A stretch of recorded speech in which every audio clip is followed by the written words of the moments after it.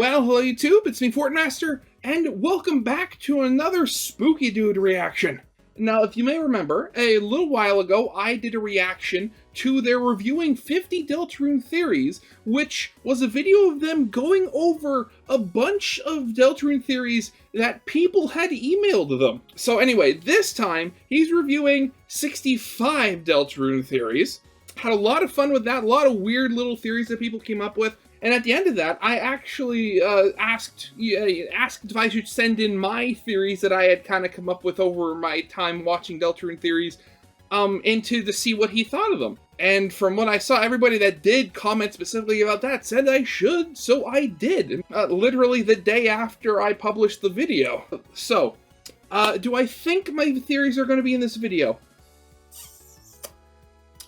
I'm thinking that the odds are very slim, unfortunately, because, well, while that video was put out 3 weeks ago, he also does have almost 16,000 subscribers. And even if all those people, like if only 1% of them actually submitted theories and only did like one theory each, that's still, you know, over 550 theories he has to go through. So,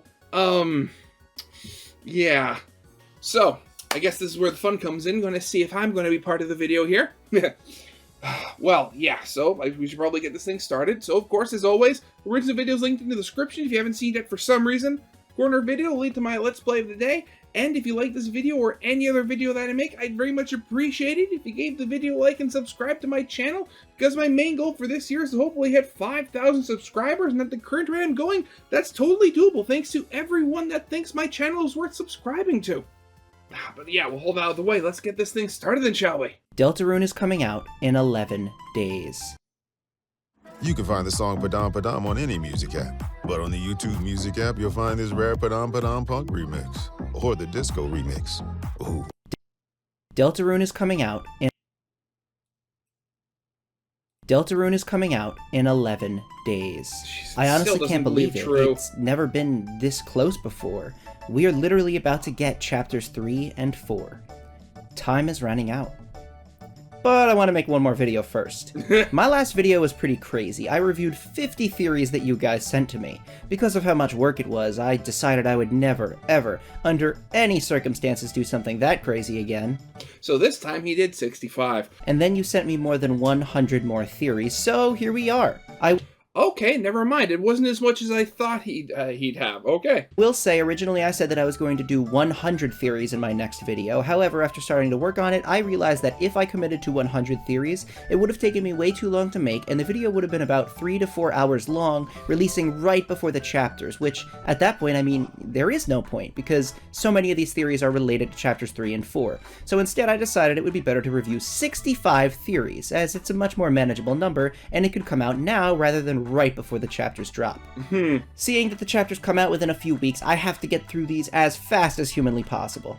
My name is Spooky Dude, make sure to like and subscribe. Now let's discuss. Quick recap, I'm going to put the number of each theory on the top left when I start talking about them, as well as the name of whoever sent it. I'll then rank it on a star system from 1 to 10. I might also add a separate score based on how much I want it to happen personally. It depends on the theory. Let's begin. Theory 1. This first theory, called Mimic Theory, is from Spiral. What if December is not actually trapped in the depths? The bits of code that seem to be December Holiday aren't actually her, they're all Gaster pretending to be Des to lure us into looking for her. If we think Des is locked in the depths, say that 5 times fast, we'll go searching for her, and then Gaster can either free himself or take our soul or some other devious act. Perhaps to add on to this, future chapters will begin to tease the depths as Des' potential location, which will steer the plot towards finding her, only for it to all be a trick by Gaster. Geez, so it's like a theorist Venus flytrap. Oh, that would be evil. I really like this one because it ties together 2 loose threads that have been in my... Also, I only just realized the background footage has the Deltarune team fighting Kirby. What mod is this from? head for a while. I definitely think that Gaster is tricking us in some way, trying to lead us towards the depths through the roaring. If the knight believes that Des is able to be rescued from the depths, that provides a great reason for them to want to start the roaring, especially if they were a character who was close with her. Cough, cough, Chris. Another thought about Des that I've had, though, is that there's always the possibility Des is really dead, and the overall theme will be that we have to keep her memory alive, allowing her to be with us in the dark, without actually physically saving her. I think it's safe to presume that Deltarune will really have sad. some ending that has the characters disappearing forever, with us having to keep them in our memories more than anything, which is why there's no Lightener plushies, for example. A parallel to that story being keeping a dead friend or relative alive through memory rather than repression is a great concept. Ultimately, this works, and I think it would be a totally logical way to tie several plot threads together. That being said, I kind of feel like there's two problems here. A, I don't think Toby Fox has ever gone fully screw the audience with his lore. In both Undertale and Deltarune, and most, good stories, if you're being led down a certain path, asked to follow a specific train of thought, you aren't slapped in the face and told that the entire thing was a lie. The dialogue and the code, the references to finding her, they aren't tied to Gaster yet. Gaster hasn't said anything about December to us, but he has asked us to do things, achieve certain goals, etc. For all of the Des references, which currently seem like Des is lost in the code/deaths, to be revealed as another Gaster manipulation or trick would feel a bit shallow if not done really well, and I won't lie, I have a hard time seeing something like that done well. My biggest gripe is that I think finding her is the ultimate endgame of Deltarune. Overall, though, I like the idea a lot. I'm going to give it a 5 out of 10. I know that might seem a bit low, but I feel like I have to be a bit harsher with the ratings in this video. There's a the lot only more reason I'm going theories. so low for this one is that it's a good idea, and I truly believe could be done well, but it's just not the direction that this story is going. Overall, I like it though, lots of potential. Theory 2. This one is from Lemon. Basically, they say that Papyrus will be more plot relevant than Sans this time around. In fact, Sans will have a lot less focus than in Undertale. They say this will happen in maybe Chapter 6 or some kind of Weird Route 7 or something. Okay, here's my thoughts. Yes and no.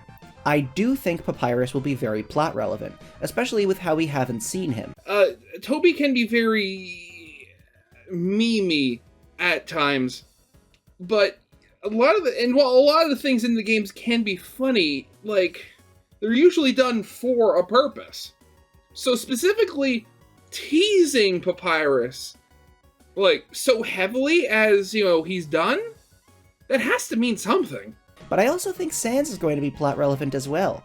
I know everyone likes that Sans has this general air of mystery surrounding him, but I honestly believe we're going to get the deep lore behind Sans, or at least most of it, explained in this game. At the very least, Sans' use of Gaster blasters indicates that he'll have some tie to Gaster, which we'd, have to learn about in this game. Definitely. And again, like, I pointed out in the previous video I did a reaction to today, but, like, there's something, obviously, like, there has to be something going on with the fact that he set up in Grilby's shop with the name scribbled out. Like, I remember I joked once that, Sans and Papyrus are actually from Deltarune, and then they, like, used, like, some sort of escape pod, essentially, to evacuate the universe and then leave to, Undertale. But the fact that he's there with Grilby's shop, again, that has to mean something. Besides just being, haha, what is going on here? I will say that I don't actually think Undertale gave more focus to Sans than Papyrus. I know he was the, hugely popular character, the twist final boss of Genocide and everything, but Papyrus was given way more screen time than Sans. I mean, the amount of dialogue, I don't remember off the top of my head, but Papyrus has, like, the most lines of dialogue in the game. Wait, is that just in general, or also including the phone calls? Because if it's including the phone calls, yeah, I could definitely see that. So, as much as I do think that Papyrus will be plot relevant, I think Sans is going to be given a lot of time as well. There is one thing I want. I know this is the corniest, most overly melodramatic crap possible, but I want a Weird Route fight against Papyrus that is the Deltarune equivalent to the Sans fight. Look, I know that the Sans battle will be impossible to live up to, but just imagine. Sans stands in your way, the music starts to pick up, the ultimate rematch, and then in one hit, he's obliterated. All that's left is Papyrus. Remixed Megalovania, the true strongest brother, holding back nothing. Cringe? Maybe a little, okay? But you and I both know that in the you can have a little bit of cringe as a treat. Moment, that would be the coolest thing ever. Anyways, yes, I give your theory a 7 out of 10. While I wouldn't say Sans won't be a major character, I do see Papyrus getting a lot more screen time and maybe being more of a major plot focus this time around. Both brothers, though, will probably have their major backstories revealed. One other thing. I personally believe that Papyrus and Sans will both appear as major characters in a future Dark World, probably the Dark World of Chapter 5. But hey, who knows? Theory 3. This one's from Goose. They say that there will continue to be an egg tree that looks like the tree from the Scarlet Forest across all the different chapters. This is interesting and worth talking about. Here's the thing. What's the deal with the tree, right? Why is it the one from the Scarlet Forest, even in Chapter 2? I'd be okay chalking the tree up to just, being a silly, mostly unimportant thing, like how the eggs are not too important, not too unimportant. But then the Spamton Sweepstakes 2 comes along and possibly implies the egg tree is a bit more important than not important. On deltarune.com/thepoorchildren, you draw these eggs all around, eventually filling in the egg tree. The page title is called Therapy. What could this possibly mean? The poor children? Therapy? Are these two concepts connected? Could a... there's definitely something there, and I'd be surprised if there wasn't egg trees in future chapters. But thinking about it, Toby did say that nothing, the only things in the game were like 100% canon. So there is the thought that we should be taking everything we see on websites and stuff like that with a pinch of salt, just to see like how they actually fit in with the bigger picture and see which parts are like actually relevant and which parts aren't. A poor child have experienced something traumatic and drawn this tree in therapy? Furthermore, on deltarune.com/lost where the forest would grow, there's a tree that is unlike every other tree in the game, hovering in place with the depths behind it. Could this all be connected? I get that I'm sort of deviating from the original theory at this point, but just hear me out for a minute. What if the egg tree can be explained through typical Dark World logic? We know that physical elements from the real world get dragged into the Dark World when it's created, but it's possible that emotional or mental elements are made real as well. There are several explicit Des references in Chapter 2, like the baseball moon or her name spelled out in keys, that only make sense if the Dark World was created with the mental connections someone had to December. Now, say that something did happen to somebody near a tree. Perhaps whatever happened to December happened in the forest, where we know Chris and the gang would explore as kids. Maybe this event led to Des disappearing. Maybe the children that witnessed the events of what happened to Des had to go to therapy. Maybe there, they started to repress this dark memory. Hence why the egg tree is hidden between rooms in the Dark World. This symbolic representation of the underlying event that caused all of this to go into motion has been repressed, and is hidden between worlds. Or maybe I'm just crazy. Either way, I'm giving this theory a 10 out of 10. I definitely think the egg tree will continue to reappear, and I see no reason for it to change forms into a different kind of tree in upcoming chapters. Yeah, given it Theory also 4. hasn't Now, done that this yet. one is plausible. Undyne will not be in the Dark World. When Toriel calls the police in Chapter 3, they say someone will be over soon. By the time the chapter ends, the sun has completely set, meaning a great deal of time has passed since the call. By this point, considering Undyne said that her job is boring, she probably should have made it over by now. If she was the one answering the phone, she would have been over very quickly. Napstablook is probably the one answering the phone, and never got around to the scene. Either Undyne or Napstablook will show up to the house, but after the fountain is closed. This is actually interesting because it's a potential explanation for what I believe will be the biggest plot road bump, I guess you could call it, in Chapter 3. How could Undyne wake up from the Chapter 3 Dark World and not totally freak out or alert the town? Especially when Chris was already told her about the Dark Worlds. This would be a pretty major, pretty groundbreaking thing to witness. Undyne just not being in the chapter could write this off pretty easily. That being said, I have to give this theory a solid 4 out of 10. It's not impossible, but Chris didn't crack the door open for nothing.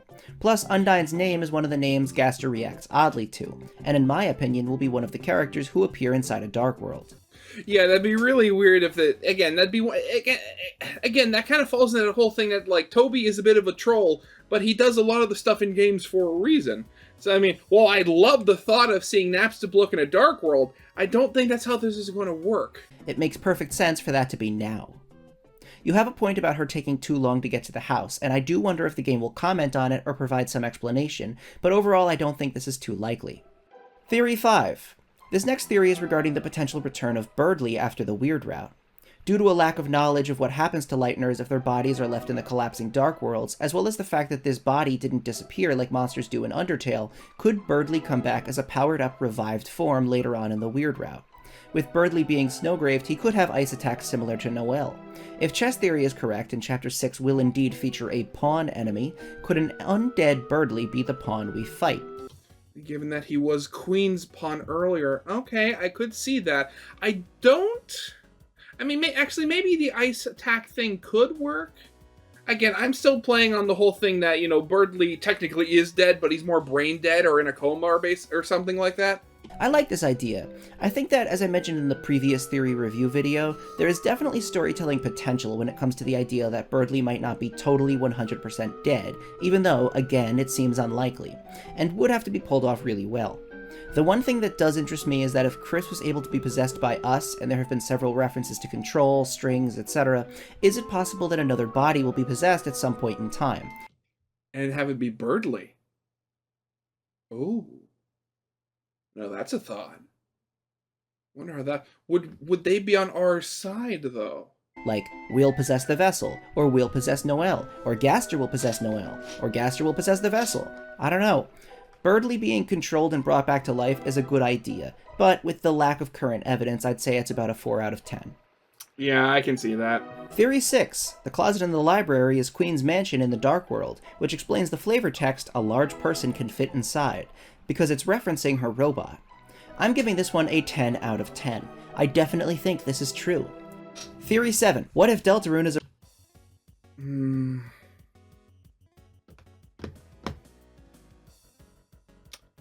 Okay. Yeah. I guess that could work, but given that it has multiple floors, I mean, the whole thing was that seemingly it's been like cabinets and stuff like that have usually been like the castles or like or the mansion. But is there any specific flavor text about the cabinet in the room as well?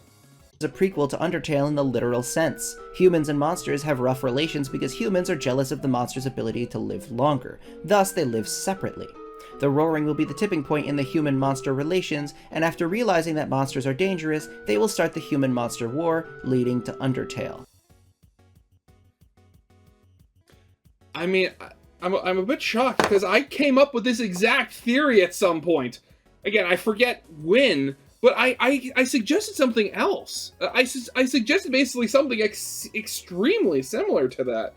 Again, I can't remember which video it was specifically, but yeah, I mean, again, like, and I was playing it off by, and I was talking about before how, like, oh, well, I mean, like, humans, they're using, like, humans' trash and stuff like that. Well, yeah, they're using humans' trash, which usually, you know, the stuff thrown away, like old tech, which might be why they've kind of stagnated technology-wise, and the idea that, oh, all the stories where it's like, oh, like Knights in Shining Armor might be just, you know, stories passed down by word of mouth for a while and people getting things twisted, basically. Now, that being said, the whole idea, like, what about Asgore, Toriel, all these characters that we've seen before who obviously don't remember it? I mean, the only way I could see you getting around that is if these are all, like, ancestors of the characters we meet in Undertale, and it's just sort of a thing where, just in, like, really, in, like, the biggest thing of coincidence ever, you have all these characters who were named after, like, ancient ancestors or something like that. Like, again, that'd be, like, that would be a really stupid explanation, but I mean, again, I could see it. Okay, I'm going to give this a 3 out of 10. The thing is, too, that if you actually start looking at the timeline, nothing really lines up. No, it doesn't Asriel really. is way too old to die a child, Sans and Papyrus are already somewhat known in the community, etc. And Toby has said it's a different world pretty explicitly. That being said, I do think that Deltarune being a prequel in the non-literal sense is still possible. If there's some sort of world reset that sort of reconstitutes the world from the existent pieces, then maybe Deltarune could become Undertale. This one's still up in the air. Theory 8. Determination Battery Theory. Christian says, maybe determination is a consumable resource.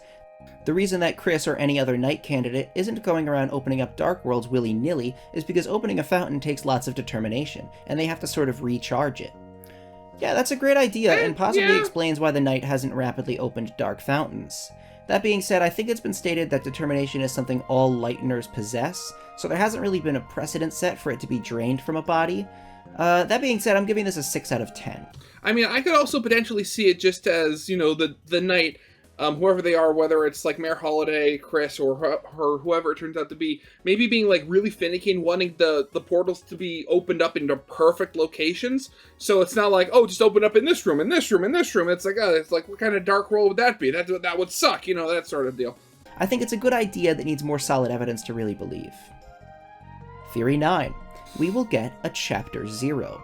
Based on the fact that there are images in the files showing titles for chapters 0, 8, 9, and 10, plus the fact that there's so much backstory we still don't know, we will get a Chapter 0 revealing the full backstory of Chris, Noelle, their friendship, and maybe even what happened to December. Okay, here's the thing. As far as the images in the code, I haven't been able to come up with a logical reason as to why Toby would even have them in there, outside of testing the file select menu.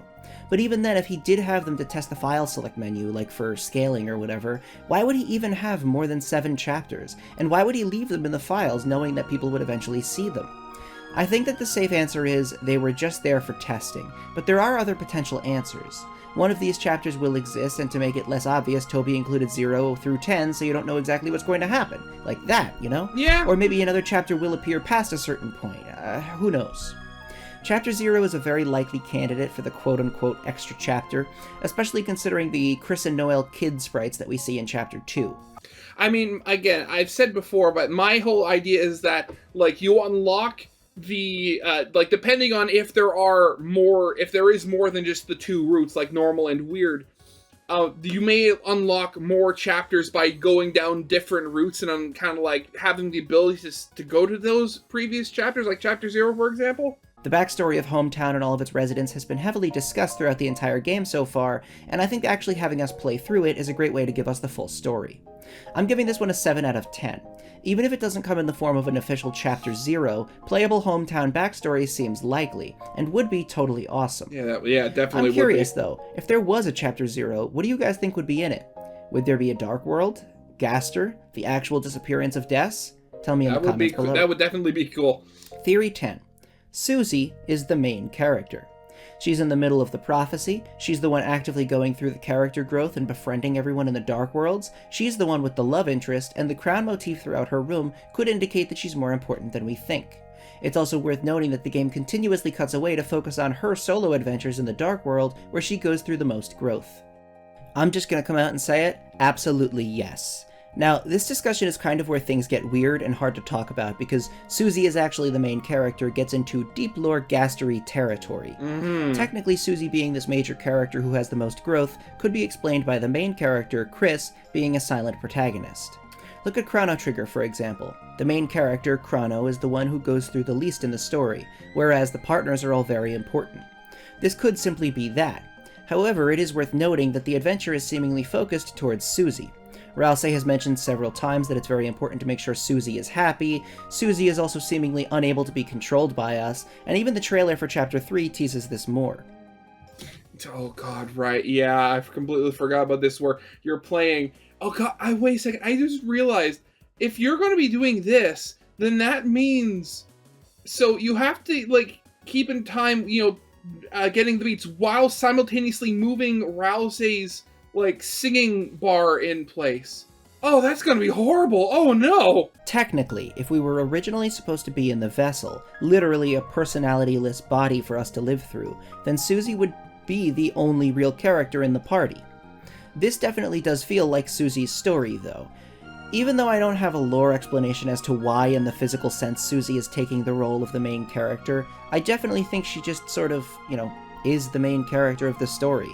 8 out of 10. Theory 11. Ham says, I feel like I'm that guy from Arthur who'd read the letters from the kids. Johnny says, hi Arthur, right? I mean, I never watched Arthur, so I'm kind of just like guessing here, but... I haven't watched... I honestly, I can't remember the last time I watched Arthur. That was like one of those shows I stopped watching when I grew out of it. I'm pretty sure that happened. Theory 11. Ham says, Papyrus is from Deltarune. However, right now he's in Undertale doing something. I don't think this is literally correct. I highly doubt Papyrus is just hanging out in the Undertale universe, but the idea that Papyrus is currently in an alternate universe isn't out of the question completely. If Sans' secret machine is currently operational and it really does hop across universes, who's to say Sans and Papyrus haven't been using it a little? That being said, it seems a bit out there. I'm giving this one a 6 out of 10. Yeah. Theory 12! The green crayon is Ralsei's outfit. In the battle against Lancer, there is a reference to his outfit and body being indiscernible from one another. This implies that Darkener clothing is actually just their skin, fur, etc. Because of this implication, the only way to remove Ralsei's hat without a plot hole forming is to establish that his outfit was a different Lightworld object from his body, which is presumably the red horn headband. This would mean his outfit is the green crayon, and he himself is the red headband. This theory on a surface level makes sense, however there are several things I'd like to bring up. Yeah, given the fact that we don't have a precedent of Darkeners being made of multiple objects, I could potentially see an argument for that, given that, we see Queen, a laptop, who are generally, and, given, I'm no tech expert, but I know laptops are generally made out of a lot of pieces. But then the question stands, let's say, the laptop that Queen was damaged, you lost a couple of screws that hold on, the bottom plates and stuff like that. Would that result in Queen being injured, or would she be the same, and then you just have a couple of Darkeners that are, in fact, the embodiments of her screws? How would that even work? I'm sorry, Darkeners make less and less sense the more you think of them. First off, we don't actually know how exactly Ralsei works compared to the other Darkeners. He is a known special case. Therefore, he might not be created from simple objects like the other Darkeners. Also, the rules of the Dark World, at least in my opinion, don't really have to be so strict. Yeah. I know everyone's a crazy intense lorehead these days, but this is an insane comparison, but have you ever seen a clip from a classic wacky cartoon posted online, and all the comments are trying to assign logic to the internal structure of the world and abilities the characters have? I have seen the same thing happen with, God, how many people have tried to put logic into SpongeBob? Oh, God, that, it is a losing battle there, friend. It's so weird, power scaling stuff, and it just drives me crazy. Sometimes things can happen or not happen, and there doesn't need to be an explanation. In my opinion, I like this theory in essence, and I feel like you've, clearly made lots of connections here, but I honestly don't really think there needs to be an explanation as to why Ralsei can take his hat off. I don't think it creates a plot hole. I do have to give this theory a 4 out of 10, because there is technically evidence to dismiss this. 2 characters in Chapter 2 have outfit changes that don't correlate to specific Lightworld objects being added onto them. Spampton Neo and Rule's Card. Now, Spampton Neo technically transforms through the power of a discarded drawing, however the drawing was digital, made by Metaton, and therefore adds to my thoughts on the rules of the Dark World not being 100% airtight. Rule's Card gets a pirate hat that matches him perfectly, even though there is no separate object that does this to him. Yeah, exactly. Theory 13. In the Chapter 3 Dark World, there will be a door with a bouncer or face recognition lock which will only let those it recognizes as dreamers inside. You will be able to pass through this door with Toriel in your party, and when backtracking, you'll be able to pass through with Ralsei in your party. Typically, you won't be able to pass through with only Chris in your party, but if you're playing on File 3, you'll be able to use Asriel's school ID, which was in his nightstand drawer, to sequence break, in a way. Okay, I'm going to say a few things here. This theory, to me, gets a 5 out of 10. I definitely don't think this hyper-specific series of events will absolutely happen. The biggest problem is that someone might play on File 3 from the get-go, and will sequence break without really realizing what's happening. Snowgrave tells me that any future sequence breaking or glitching will be heavily hidden. That being said, I like this theory a lot, mostly for storytelling reasons. The idea of using this dreamer check to say things about the characters, like that Ralsei appears to be Asriel and Chris isn't recognized as a member of the Dreamer family, is really cool. And and also really sad when you think about it. Ugh. I'm sure something similar will happen. Chris's self-consciousness about their family will surely be a focal point of this chapter, and something like this makes sense. Really cool idea, I just don't think this specifically will happen. Theory 14. You should subscribe to Spooky Dude. Oh my gosh, 10 out of 10. That is absolutely right. No, I'm kidding. I'm not kidding, you should. But Theory 14. The egg guy is not plot relevant. He's just a weird, silly little guy Toby added. I'm going to go 6 out of 10 with this one. Yeah. To justify this score, I want to give it a 5 out of 10, as I'm sort of in 50% agreement and 50% disagreement. But I'm more in agreement than I am not. Here's the deal. I don't think the Eggman is Gaster. It just seems like with how mysterious Gaster has been, to have him show up like nothing, and to include him in a random car in the light world, just seems ridiculous. Could it be one of the fanbase's beloved shards of Gaster? Sure, I guess, but even then in that scenario, he wouldn't be the Gaster we've spoken to, so whether or not he's a fragment of Gaster doesn't matter too much. I also think Temmie collecting the eggs and referencing them just feels not too lore important for me. That being said, I'm not willing to fully write it out. Earlier in this very video, I gave an insanely lore-relevant answer as to what the tree could be, so it's really up in the air right now. What do you guys think? I know the eggs are not too important, not too unimportant, but do you think they'll hide some big lore, or will they be used to activate some extra boss or something? Again, I very much believe that they're going to be one of the things you need to do to unlock special chapters. Tell me in the comments. Theory 15. This next one from Lewis is regarding Tenna, the still as of yet unseen major character from Chapter 3. Lewis says that no matter what happens, Tenna won't be recruitable because one way or another he'll die. Toby has been weird whenever talking about Tenna. There's the whole Twitter post where Toby's friend says that he missed Tenna, Temmie drew a picture of a steamroller with a TV, Spamton's whole destroy your TV spiel, etc. Basically, Tenna will die. There is one line of thought that does support this. How the heck will Chris manage to take the TV back to Castletown without Toriel being suspicious? I was talking about this before. Like specifically the fact, like, all of the Darkners in this world in Chapter 3 are going to be stuff from Chris's house. So, while I totally believe that people wouldn't normally bat an eye at just, Chris walking around with a bunch of objects on their head, walking towards the school with them, I have a hard time believing that his mother wouldn't notice things missing. Unless, of course, Chris wakes up before her, takes everything, and Toriel believes they were robbed. I don't see any other way to make it make sense. Well, okay, actually, I hadn't thought of that. I mean, again, given the fact that it seems like, again, like, Toriel was asleep when she entered the Dark World. So, there's the real possibility she might be asleep again when the Dark World dissipates. And we already saw, Birdley and Noelle already, they were unconscious when the library, a Dark World disappeared. Yeah, I hadn't even thought of the fact that okay. That being said, I think that it would be kind of weird if there's just one character who is not recruitable, and kind of depressing. On the topic of Toby's friend saying they miss Tenna, and Toby saying that's a sentence nobody's said before, I've seen lots of people misinterpret this. Some fans believe that Toby saying that I miss Tenna is a sentence nobody's said before is indicative of Tenna being a jerk, who nobody would miss based on their characterization. I think it's more likely, considering the post was talking about how close the release of chapters 3 and 4 was getting, that Toby was saying nobody has ever said the sentence, I miss Tenna, because nobody has played chapter 3. I mean, I also could possibly see it as, oh, I miss Tenna because they haven't played the game in a while. I mean, I don't know how Toby's distributing, like, the beta copies to his playtesters and stuff like that. But maybe it was set up as a temporary thing. Where, like, oh, they temporarily have access to the game to find bugs and stuff like that, and then it's like, if it's on Steam, they Toby removes access for them, so they can't play it anymore as they bug fix and stuff like that. I mean, I definitely could see it. Saying I missed Tenna after beating the chapters also doesn't mean that he's dead. I feel like I missed Lancer after beating chapter 1. That being said, I think it's plausible, and there have been several references to destroying your TV. With how lighthearted Chapter 3 seems to be, it would be a pretty crazy twist to end it on such a dark note. But I mean, again, Chapter 3 is supposed to be very gimmicky, so you never know when or how the gimmick is going to end. By revealing that Darkners can pretty much die in a way we haven't seen yet, by destroying their physical light world object. I give this one a 6 out of 10. It's definitely possible, there have been several references to destroying your TV, so sure, maybe. Theory 16. The knight will dig up Gerson's hammer from the graveyard and use the church's dark world to resurrect Gerson Boom and turn him into the Chapter 4 boss.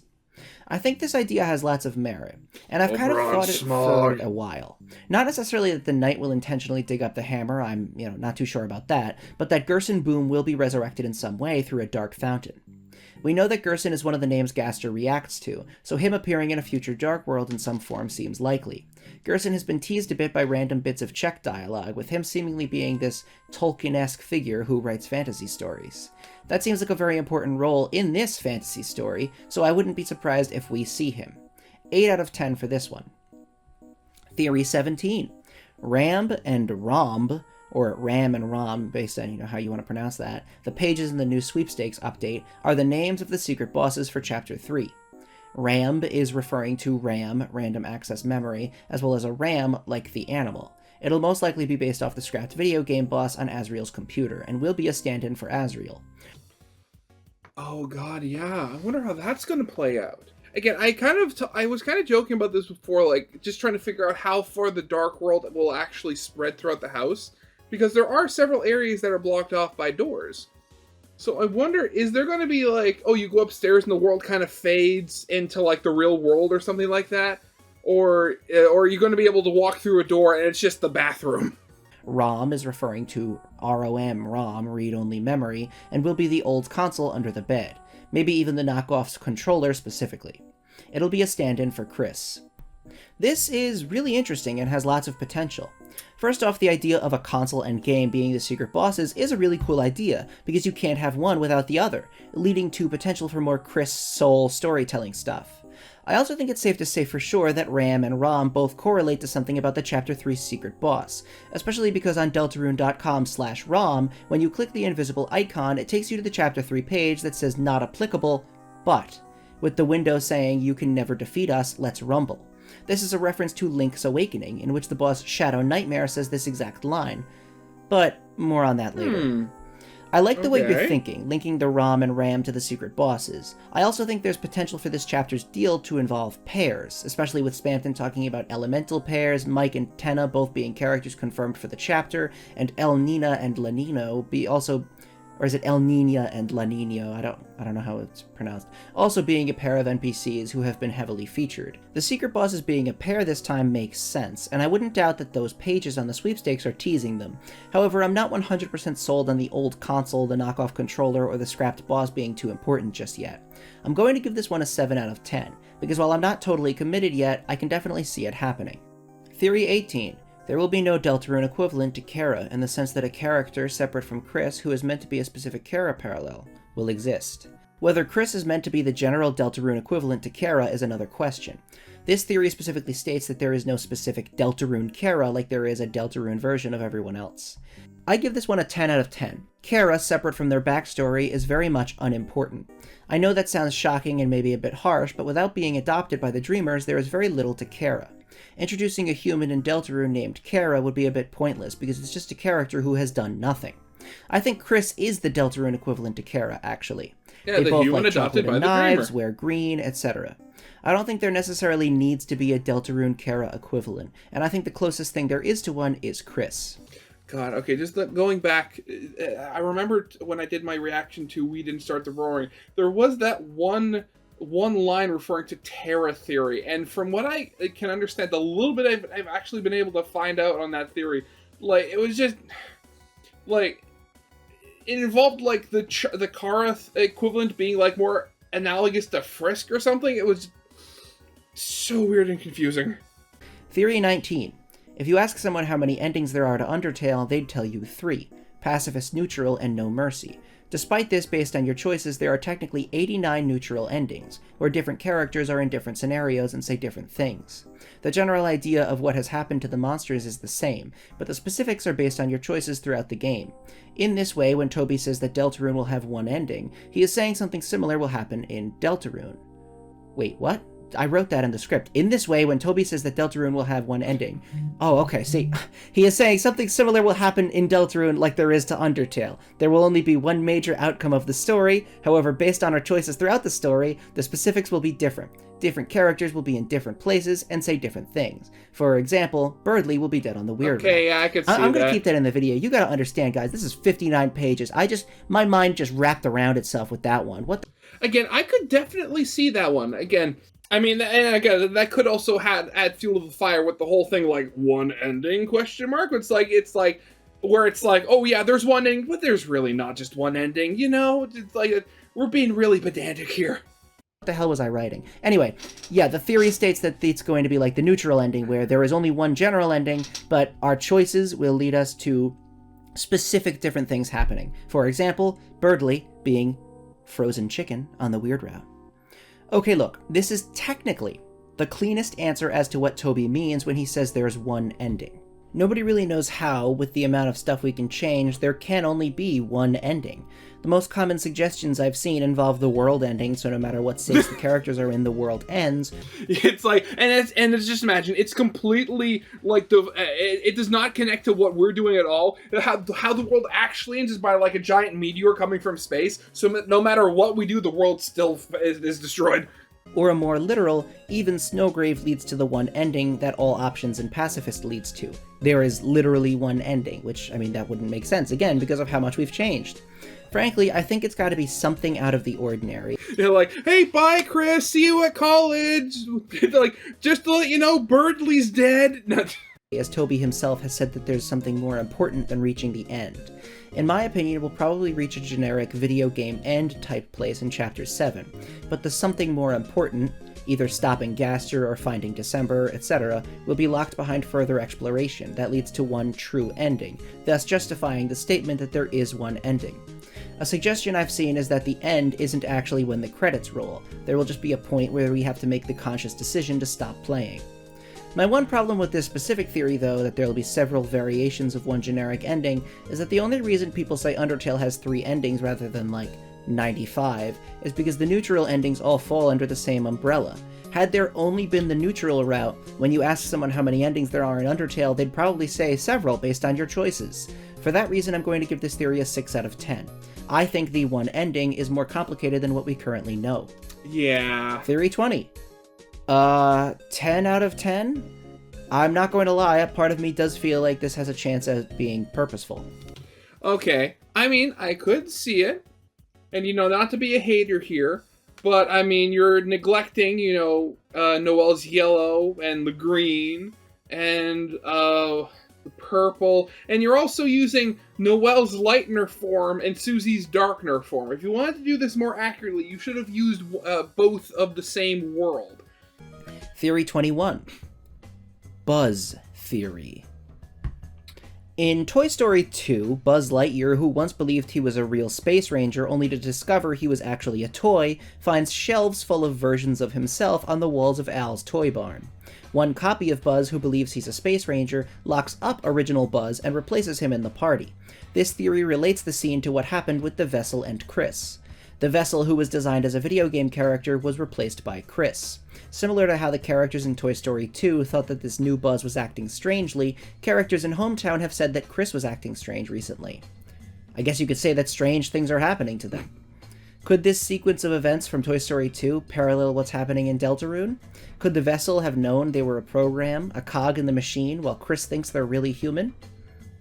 Okay, look, I have to give you points for this one. You did it. You made Buzz Theory. I can't tell you the amount of times I started a Google Doc called Buzz Theory and then sat there like, I can't figure this one out. I can't make a good follow-up. But you did it. So, hats off to you. Okay, now how many more Toy Story characters are there? We need Potato Head Theory, Slinky Dog Theory, Army Men Theory. Can we make it as just a Deltarune community to make a theory, make a Deltarune theory based on every single one of the Toy Story characters? There's enough people who like and play this game. We have to be able to think of something. Everybody, give a round of applause. That being said, I think there's a limited amount this can tell us about the game.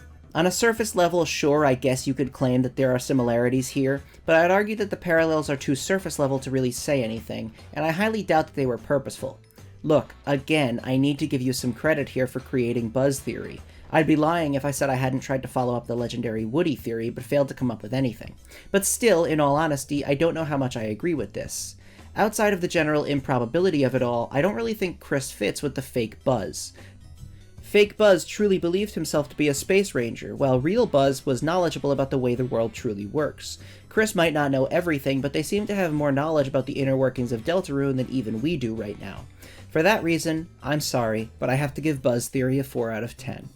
Oh, okay, I just came to a realization here, and I think it really hurts my chances of having my theories appear in this video, and it's that I gave none of them catchy names. I don't know if that's going to hurt my chances of getting into the video. I really hope it doesn't, because I'd love to see my theories get in this video, even if they are torn to shreds. Theory 22. Chris created the Chapter 4 Dark Fountain while they crawled out the window. Considering the fact that Toby basically confirmed Chapter 4 takes place on the same day as Chapter 3, meaning after everyone wakes up, and we see that Chris is hanging out with Susie in the morning before they go to church, there will be very little time for Chris to create the Chapter 4 Dark Fountain.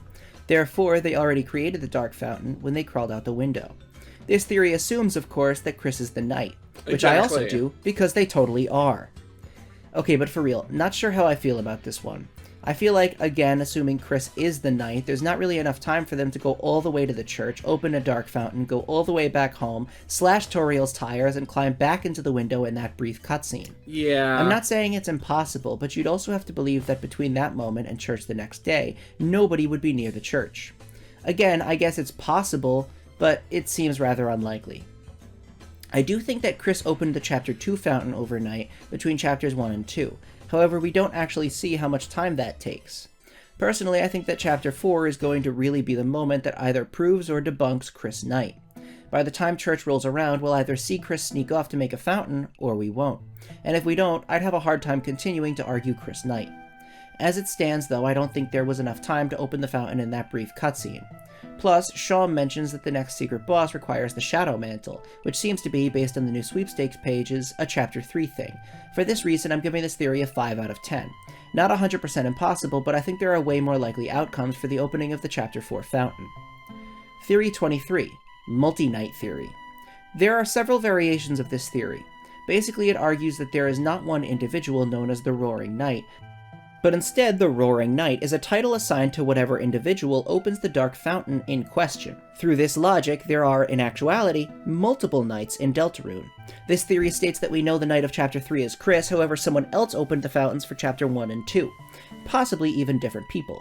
The theory's main evidence is very circumstantial. Basically, we know anyone can open a fountain, and there are several knight candidates. Different versions of this theory are more or less believable based on their own readings of things. However, I'm just going to say, I'm not the biggest fan of this. It requires you to believe that up to 7 individuals discover the ability to open dark fountains and do so without telling anyone. That alone seems unbelievable, but there's also other questions. Figuring out the knight's motives are already difficult. Why not cause the roaring by default? Why methodically go around creating specific dark worlds, not entering them, putting specific people in charge, etc.? There's very few people who make sense when trying to answer these specific questions, and there's definitely not 7. Ultimately, I think this. Multi-Knight theory would be cool, theoretically, but it just feels heavy-handed and unnecessary. Does every character have a reason to theoretically escape into a fictional world because they're... I mean, Cammy Boy G would say otherwise. I think he makes good videos. Unhappy with the real world? Sure, that's a point that's already been made, like with Noelle, but you don't need all those characters to be knights. The game is just not really telling that story, I think. The way the game is going so far, one knight seems to be the answer. I give Multi-Knight Theory a 4 out of 10. Theory 24. Kyle sent a theory that I've seen in several other places. Chapter 3 will not have a weird route based on the sweepstakes link. I'm glad you sent me this theory, Kyle, because it's something I've been meaning to talk about.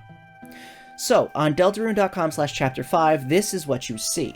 It's a screen with several numbers. 2 is very, very large. Clicking on it brings you to a page that plays this audio, which you know from the Birdly fight in Snowgrave.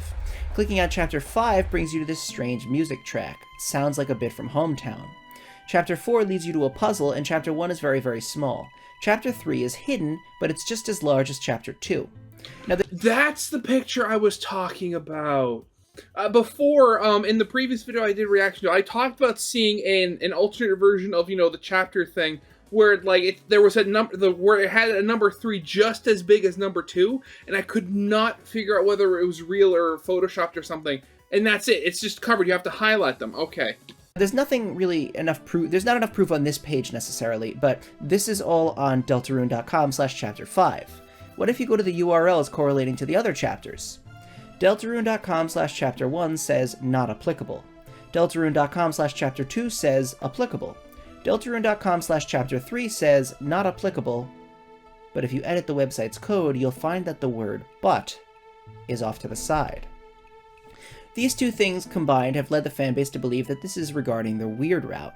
The size of the numbers is correlating to the size of the weird routes in any given chapter, with Chapter 2 seemingly having the biggest one. This lines up with Chapter 1 being not applicable, and Chapter 2 being applicable. If you think about what is in Chapter 2 that is not in Chapter 1, the only thing of any substance is the weird route.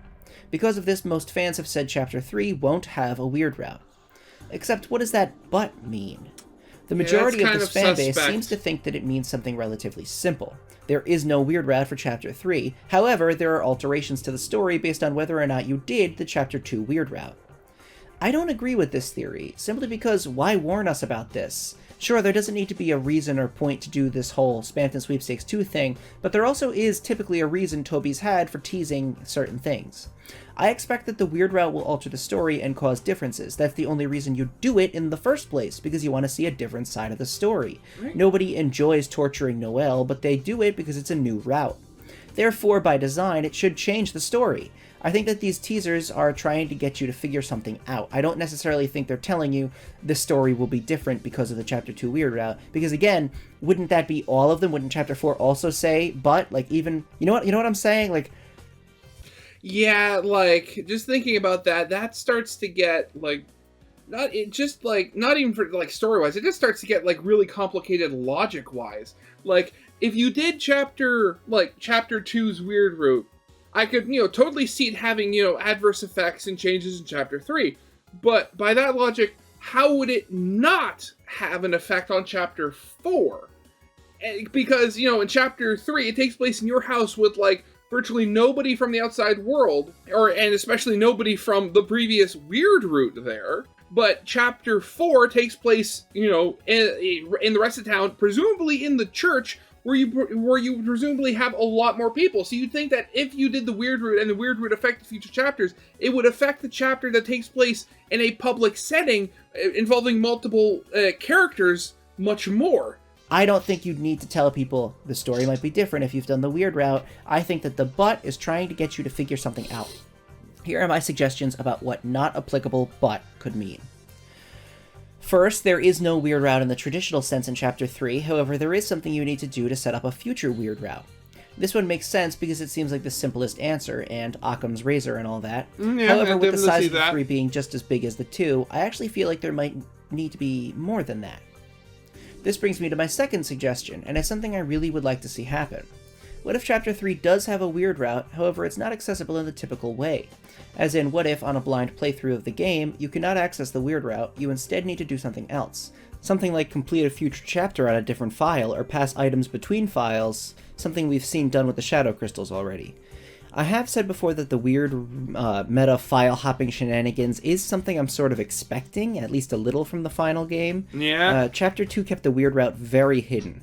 One way that Chapter 3 can keep it hidden is by locking it behind a very complex puzzle like this. This is just a suggestion, of course. Ultimately, I do think that there is something in Chapter 3 that is the scale of the Chapter 2 weird route.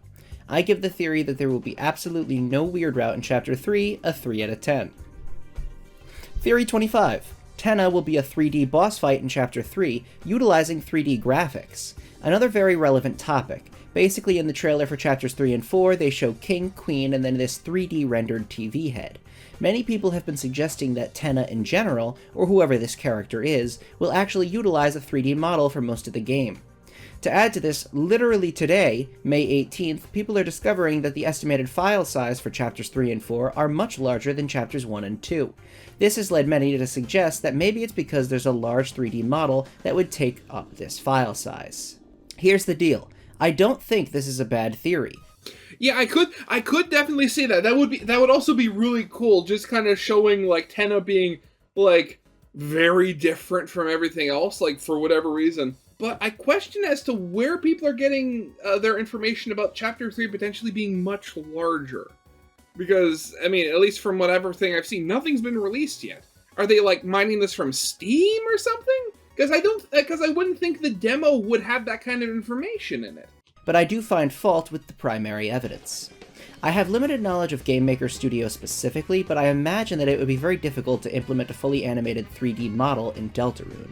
You can't make the 3D model navigate around a 2D space. Like, I mean, the way I think about it is, I haven't used Game Maker. I typically work in Unreal, and I don't do 2D stuff, but in like After Effects. You can't just plop a 3D model among, you know, the 2D images and move it around and stuff. It doesn't work like that. Like, all the 2D is on a flat plane, so having a 3D model, unless it's, I mean, I don't know, right? I don't know, but...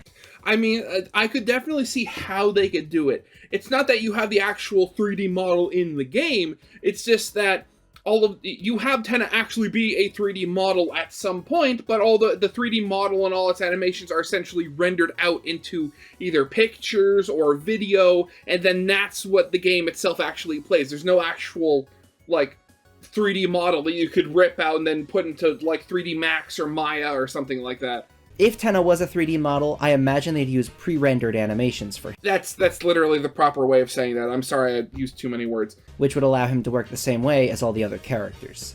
I mean, honestly, just thinking another way, like something similar, I mean, look at the first few, like the original Five Nights at Freddy's games. They were all, you know, 3D games using, like, and Scott made them using, making models of the characters and the sceneries and stuff like that. But they were all just pictures that were put into a click team, and then you manipulated the pictures and stuff like that. Also, 3D models, especially the scale of that TV head, don't take up that much space. To me, I think that Tenna being a 3D model of sorts, similar to something like VeggieTales, I guess, would be really, really cool, but there isn't enough evidence to really confirm it just yet. Overall, though, I still think it's a good idea and has some merit. I give this a 7 out of 10. Theory 26. The secret bosses won't just give you weapons or accessories because you could only hold 3 items and 6 accessories. Yeah, I get where you're coming from here. I mean, I also could see it that, I mean, we have the whole mechanic of, you know, being able to merge, you know, items. Who's to say that in the future the list isn't expanded and you're allowed to merge the boss secret items and even more powerful items? I mean, that could potentially be overpowered, but that just means that the future bosses can be that much more trickier. As far as the weapons go, I suppose that future secret bosses could theoretically give you weapons for other characters, like Noelle, and maybe if someone else joins your party. Similarly, you could just eventually get so many accessories that the accessories provided by later secret bosses are meant to replace the accessories given by earlier secret bosses. Also worth noting, there might not actually be 7 secret bosses. If at any point the chapter structure gets shaken up, like during the Roaring or something, there might not be any secret bosses to fight. I give this one a 6 out of 10. Yeah. Theory 27. Barrier Theory. This one was sent by Zane. Basically, here's what we know about the barrier. It was made by 7 humans, it can't be broken unless 7 human souls are used to break it, only someone with above average determination can leave freely, Gaster was seemingly tasked with finding a way to break it, but was, again seemingly, working on investigating darkness instead. Zane suggests that it's very strange for Gaster to go from researching the barrier to researching darkness and how it works, unless there's some inherent connection between the two ideas. We do know, after all, that dark fountains are closed through the use of our human souls. This theory states that the barrier is what happens when several dark fountains are all created in one place. I like the idea, except it kind of flies in the face of all previously established Dark World lore. We know that Dark Worlds create Darkners, and that the barrier didn't completely engulf the monster world. It just doesn't really make enough sense, but the idea is definitely there. This theory did lead me down another thought rabbit hole, though. It is true that based on the timeline, Gaster was tasked with researching the barrier, and ultimately was, for one reason or another, researching darkness before falling into his creation. One suggestion that I thought of was, what if Gaster is reaching out to us from Undertale? Like, Undertale and Deltarune is some messed up, Mobius double reach around time loop scenario, where Gaster, pre-Undertale, still investigating darkness, calls out to us in Deltarune, we go through Deltarune, then something we do causes Gaster, still in the Undertale world, to fall into his own creation. It's like a self-fulfilling prophecy or something, I don't know. Oh god, one of those ones where it's just... Oh no, I've gone cross-eyed. I mean, the whole thing with Gaster was that, you know, he was ripped apart and spread across the multiverse, so I mean, it could be, but then you're just, you know, Gaster sharding it. That probably won't happen. Unfortunately, forgetting about my wild nonsense, I will have to give this theory a 3 out of 10. I don't see enough evidence that Dark Worlds played any part in the creation of the barrier, or in the Undertale world whatsoever. Yeah. Theory 28. What if Gaster was from the real world? Okay, this one sounds totally crazy, but let me read it to you word for word. What if Gaster is from the real world? Now hold on, I know that's a stretch, but hear me out. I'm not saying Gaster is a real person in real life, but in this hypothetical, what if Gaster was a real person in canon? A person from our world who wanted to have the ultimate escapism, becoming fictional. In real life, his body is horrid and uneven, his world is hating and self-destructive, he withers with every step, he can't even physically smile. He's not a person, he's human. Horribly, unchangeably human. In fiction, a character is on equal ground to the world around it, both part of the same canvas, but in the real world he's just a small spot on the world's largest canvas, one that wants him dead. In fiction, bad people do bad things for reasons. They have backstories that incentivize things. In real life, people can be hate-filled and greedy just because. And that's not limited to other people. He's part of it too. And he hates that. He's written horribly, he's designed horribly. Who wrote him? Who designed him? Why did they do such a terrible job? Why was he going to have to do it himself? God, that just makes me... I forget where. I think it was on, like, Tumblr or something, but I remember somebody, like, making a fake review for Reality. I was like, oh, the graphics are great, but, like, the story is horrible. Like, I'm going everywhere. There's, like, I'm given no direction. It's like... oh, no, that'd be so sad, though. Oh... This is why he has so much power in our world. He can use Twitter, he can connect with us, he wants to give us all a fraction of the freedom he has. Wow. Gaster's motive is that he wants to use Twitter. No, I'm just kidding. If that was his motive, I'd say pretty terrible motive nowadays. But I have to say, this is one of the most creative theories sent for sure. In the email sent by user I won't use this, they themselves say it's more of a character concept than a theory. And yeah, I mean, there isn't really enough evidence to say that this is likely. Honestly, that sounds more like the base of a plot for a fan comic or something like that. But I will say it's a pretty cool idea. I think that Gaster has to have knowledge of the real world, just based on the evidence that we've been given, though I will say my personal reading of Gaster leans in sort of the opposite direction, kind of. I think that Gaster is definitely knowledgeable about his status as a video game character versus our status as a sort of higher being, but I actually think Gaster would prefer to be ascended like us, rather than a video game character. Even though Gaster is telling us we have all sorts of freedom and abilities, Jevil and Spanton seem to think they're trapped, and that we actually are also trapped. I mean, I guess if you look at it one way, it could be just, a whole thing of like, oh, the grass is always greener on the other side sort of deal. Where, like, if this were true, Gaster thinks that the characters have more freedom, while the characters think that we have more freedom, Information probably provided to them by Gaster himself. I think Gaster would rather have that freedom than be stuck as a pre-written video game character, but I do like your overall idea here. Technically, I'm going to give this one a 3 out of 10 because the likeliness that it will happen is very slim. No, but you yeah. yourself did say it was more of a character concept than anything else, and it's a character concept I really do like. Theory 29. This theory is a unique take on nightmare. That's not nightmare like a bad dream, it's night, space, mayor. As in, the mayor is the Holiday, night. Okay. Basically, the theory states that Mayor Holiday is the night. However, her motives aren't what we expect. She'll say that she's looking for December through the Dark Worlds, when in reality, in an almost Walter White-esque twist, the mayor is actually using the Dark Worlds as her own form of escapism. She's buried herself in her work out of stress, and now her only escape from that is to open dark fountains in secret.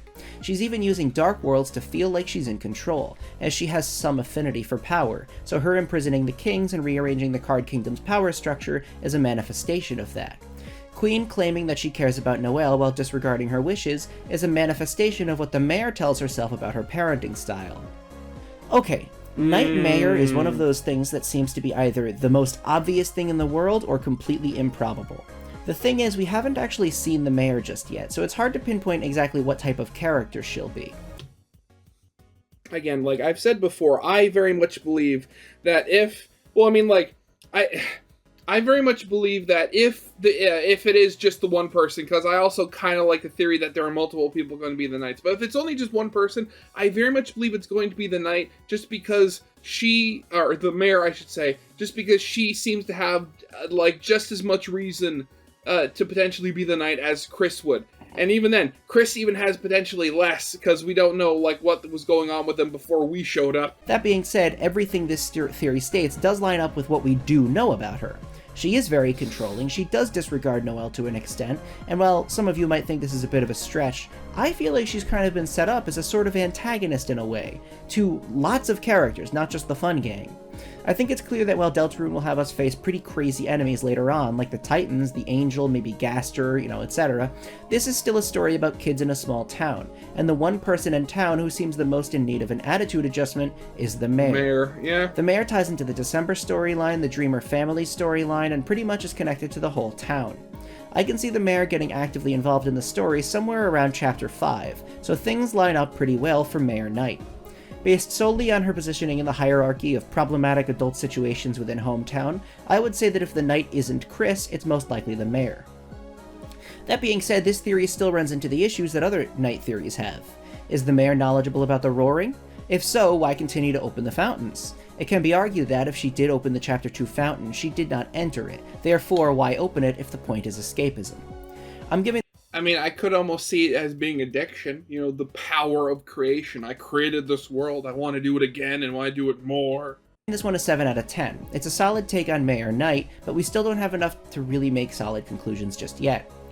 Theory 30. We are not even halfway through. This one is from the original Rules Card Truther. Boy, I wonder who this theory is going to be about. Yeah. So, we know the Shadow Mantle is missing, as per Sham's cryptic warning in the end of Chapter 2. So who stole it? There are only a few options, considering this question really becomes, how will the Shadow Mantle make it to Chris's house and be given to us prior to fighting the secret boss of Chapter 3? The list of characters who might have the Shadow Mantle boils down to Rules Card, Lancer, Chris, Susie, or Ralsei. Now you might be asking why a Darkener from Chapter 3 can't have it, and it's because this theory hinges on the idea that Sham actually physically had the mantle in Castletown, meaning it can only be someone who has entered Castletown previously. Seeing as there's no reason for Chris, Oh no, the footage. Oh no, what happened to the game? Susie, or Ralsei to take the mantle secretly, this leaves Lancer and Rules Card. Lancer is completely unlikely because why? Meaning, considering Rules Card stole the Thrash Machine in Chapter 2 and clearly wants to remain relevant, he might have stolen it. Some of the Rules Card dialogue from the newsletter suggests there might not be a mandatory battle with him in Chapter 3, meaning we could have the option to fight him to get the Shadow Mantle. I like the way this theory is making its arguments. Very Sherlock Holmes deduction type stuff. Considering it must have been someone in Castletown at some point, and we must get it before the secret boss, that does only leave a handful of potential candidates. Yeah, and I could also potentially see it as just being one of those things that were like, oh, maybe, potentially, maybe he even took it without even realizing what it was. Because again, he was, King put Rules in charge of making puzzles just as a sudden thing. So maybe just while, Rules was potentially going over, his power trip, given his new station in life, maybe he was, going around stealing all of, the puzzle-making supplies from, other Darkners, and he took the Shadow Mantle from Sham, not realizing that it was a Shadow Mantle, and Sham wasn't, in charge of making puzzles. Because, again, as we've also seen, Rules is rather incompetent as well. Through this line of thinking, yes, I agree that Rules Card actually seems pretty likely. That being said, I would like to ask you a few questions. Are we actually sure that nobody from Chapter 3 could have the Shadow Mantle? Are we actually sure that no other object previously in the closet could have made its way to Chris's room? And most importantly, are we actually sure that we'll get the Shadow Mantle before the Chapter 3 secret boss? This goes back to something I spoke about a little bit earlier. Toby has made quite a big deal about not having the Shadow Mantle. In the sweepstakes, there is yet another reference to what will happen if we don't have the Shadow Mantle, but I can't help but wonder why. See, here's the thing. Making a big deal out of it. Yes, these could all just be simple teasers, with nothing more to them. But I don't really get why he'd foreshadow the Shadow Mantle like this. Theoretically speaking, acquiring the Shadow Mantle will just be a part of Chapter 3's secret boss quest, in the same way getting the keys or meeting the hacker were part of Chapter 1 and 2's respectively. The way I see it going down is that we fight the secret boss early in the chapter, find out we cannot beat them, then we go on the quest to acquire the Shadow Mantle before returning to the fight and now having the ability to win it. My problem, though, is that a story like this doesn't require so much build-up for the Shadow Mantle, even if it's given extreme narrative importance. It's just a side quest object like the key to Jevel's cell. I could potentially see it being as, again, kind of pointing towards, if Rules Card does have it, he doesn't know what he has. So if you go around asking, like, hey, do you have the Shadow Mantle? He'll say, like, oh, no, of course it's not. Because he doesn't know he actually does have it because he didn't know what he actually took. So why tell us over and over that if we don't have it, we won't win? Unless, like I previously spoke about, there's something else to the Shadow Mantle, and it's not just an item we'll find naturally in Chapter 3. This is where we again return to weird gray areas. But consider this. We know that the shadow crystals can, seemingly, transfer themselves between files naturally, as if we beat a secret boss in File 1, the crystals can be found in File 2 so we don't have to do it again. Maybe that's a naturally occurring thing with all shadow objects, and perhaps the Shadow Mantle won't be accessible until Chapter 4. We'd then have to somehow transfer it to Chapter 3 and go back to the secret boss. I understand that this sounds like a bit of a reach, and yes, this would be the first instance of what is essentially time travel in Deltarune, which would totally blow the lore open. Yeah, but I think it definitely it could be cool, would. especially seeing, as I've mentioned before, Deltarune hasn't been shy with telling the player to return to a previous chapter to see something they might have missed.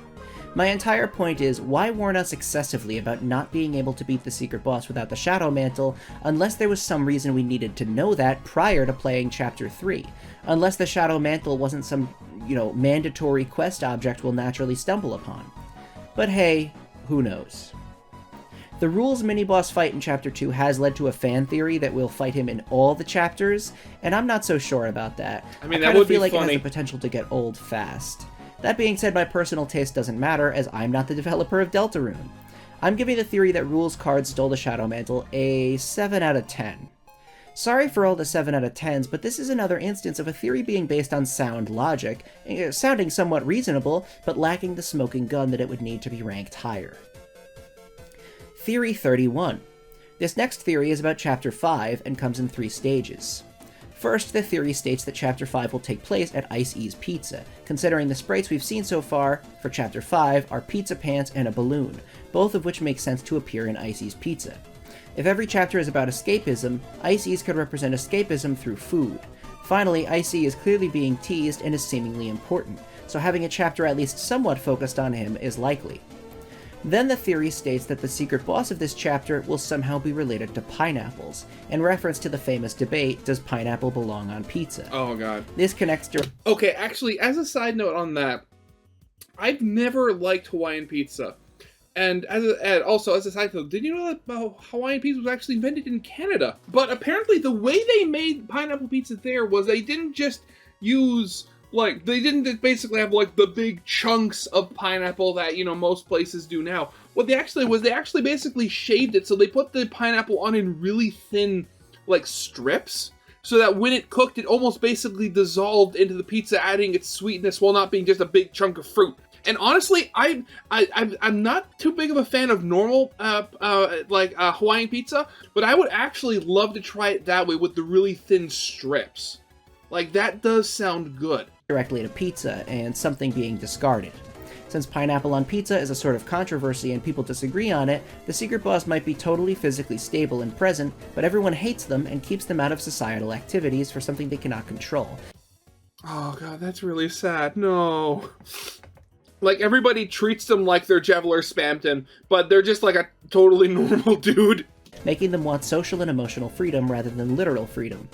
Finally, the theory states that the secret boss will be dragon-based, as it would connect to Susie, someone who the residents of Hometown are scared of and keep out of societal activities. And it would be cool to have a unique dragon design who is tied to pineapples in some way. Considering the character at Ice-E's Pizza who talks about the world as if it was some fantasy world or RPG, a dragon might make sense. Okay. I'm going to say I actually really like this theory, and if I was ranking it based on how much I want it to happen, which I'm just realizing I haven't really done this video, it would be a 10 out of 10.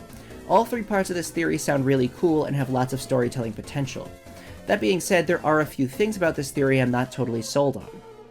First off, the part 1, that Ice-E's will be the location of Chapter 5, I completely agree with that. It's my personal theory as to what Chapter 5 will be, as well. Ice-E's is kind of a wild card when you have so many seemingly lore-relevant places that could be the next Dark World, Flower King, the Holiday House, etc., but that's partially why I think it's going to be Ice-E's. To go further, I also think Sans and Papyrus will be there, but that's a whole other discussion I've already had a few times. God, if that was the case, you potentially have, burger pants or pizza pants in this case. You have the weird Whoa, guy. Sands of Papyrus. So you'd have 4 non-party lighteners in the Dark World. Jeez. Like, the story at that point, it's like, it's getting out of hand. The second part of your theory, that the secret boss will be based on pineapples, is really unique and actually makes a ton of sense. I think what really helps the argument is the Susie parallels you've thrown in. The idea that it'll be a dragon who is outcast from the pizza society due to the pineapples. Really cool stuff. That being said, due to the lack of solid evidence, I'm going to give this one... I've got to say... You know what? 6 or I'm 7. going to go and give it a 6 out of 10. I want it to be higher. I want it to be an 8 out of 10. But it's not a theory I would bet money on just because of how specific it is. But it is really, really creative as a concept, and it does totally make sense. Theory 32. Anonymous has sent a theory that's more about people's thoughts on the ending of Deltarune rather than a specific idea in particular. Basically, they say that people like to talk about things like the shadow crystals and the weird route, like they're going to be necessary to do to get some super good end or outcome or true ending. What people don't realize is that casual players most likely won't find this stuff. On that same note, if you casually play Undertale and go straight into Deltarune, you aren't going to even have any idea what Gaster is. Obviously Gaster is important, but he can't suddenly show up and say, "Hello, it's me, Gaster from Undertale," expecting the general audience to understand immediately who he is. What makes so many theories about the shadow crystals or weird route worrying is that they don't consider the general audience. I completely agree with you on this, and the general audience is something I've spoken about for quite a while. To be honest, I do think there are ways around this. It's generally agreed upon at this point that Chris is possessed by us, the player, that there is more going on than the prophecy suggests, that Ralsei knows more information than he lets on, etc. However, I think that information is really only agreed upon by more hardcore fans. I remember when Deltarune came out, some of my favorite YouTubers reviewed the game, and one specifically said that Chris is probably possessed by Kara or Gaster or something. They completely missed the angle that the player was responsible. I think there are probably lots of people like this who played the chapters once and got a pretty fun time out of it and didn't think too deeply into it. I do think there's a way to lead to the shadow crystals or weird route being important or necessary for the true ending, and that's through a proper reveal of all of this information to the general audience. Yeah, at some point it'll be needed. officially revealed and stated as fact in-game that Chris is possessed by the player, that the prophecy is somewhat fabricated, etc. And we will, at some point, get an official introduction to Gaster. Once these things happen, I no longer think it's out of the question that more deep stuff like the shadow crystals or weird route will be required, especially if it's teased to the player in a similar way to what Flowey does at the end of a neutral run. I give your thought/theory a 9 out of 10, because you're right, the general audience needs to be considered, but I think it's possible without running into too much trouble. Theory 33. We'll get a Shawn boss fight towards the end of the game. Yeah, yes, I cool. completely agree with this. They seem to be in a similar position to Sans right now. They're a mysterious NPC who clearly knows way more than they let on, who has a mysterious history we don't fully know, and who has knowledge of the secret bosses, and potentially the inner workings of the game itself.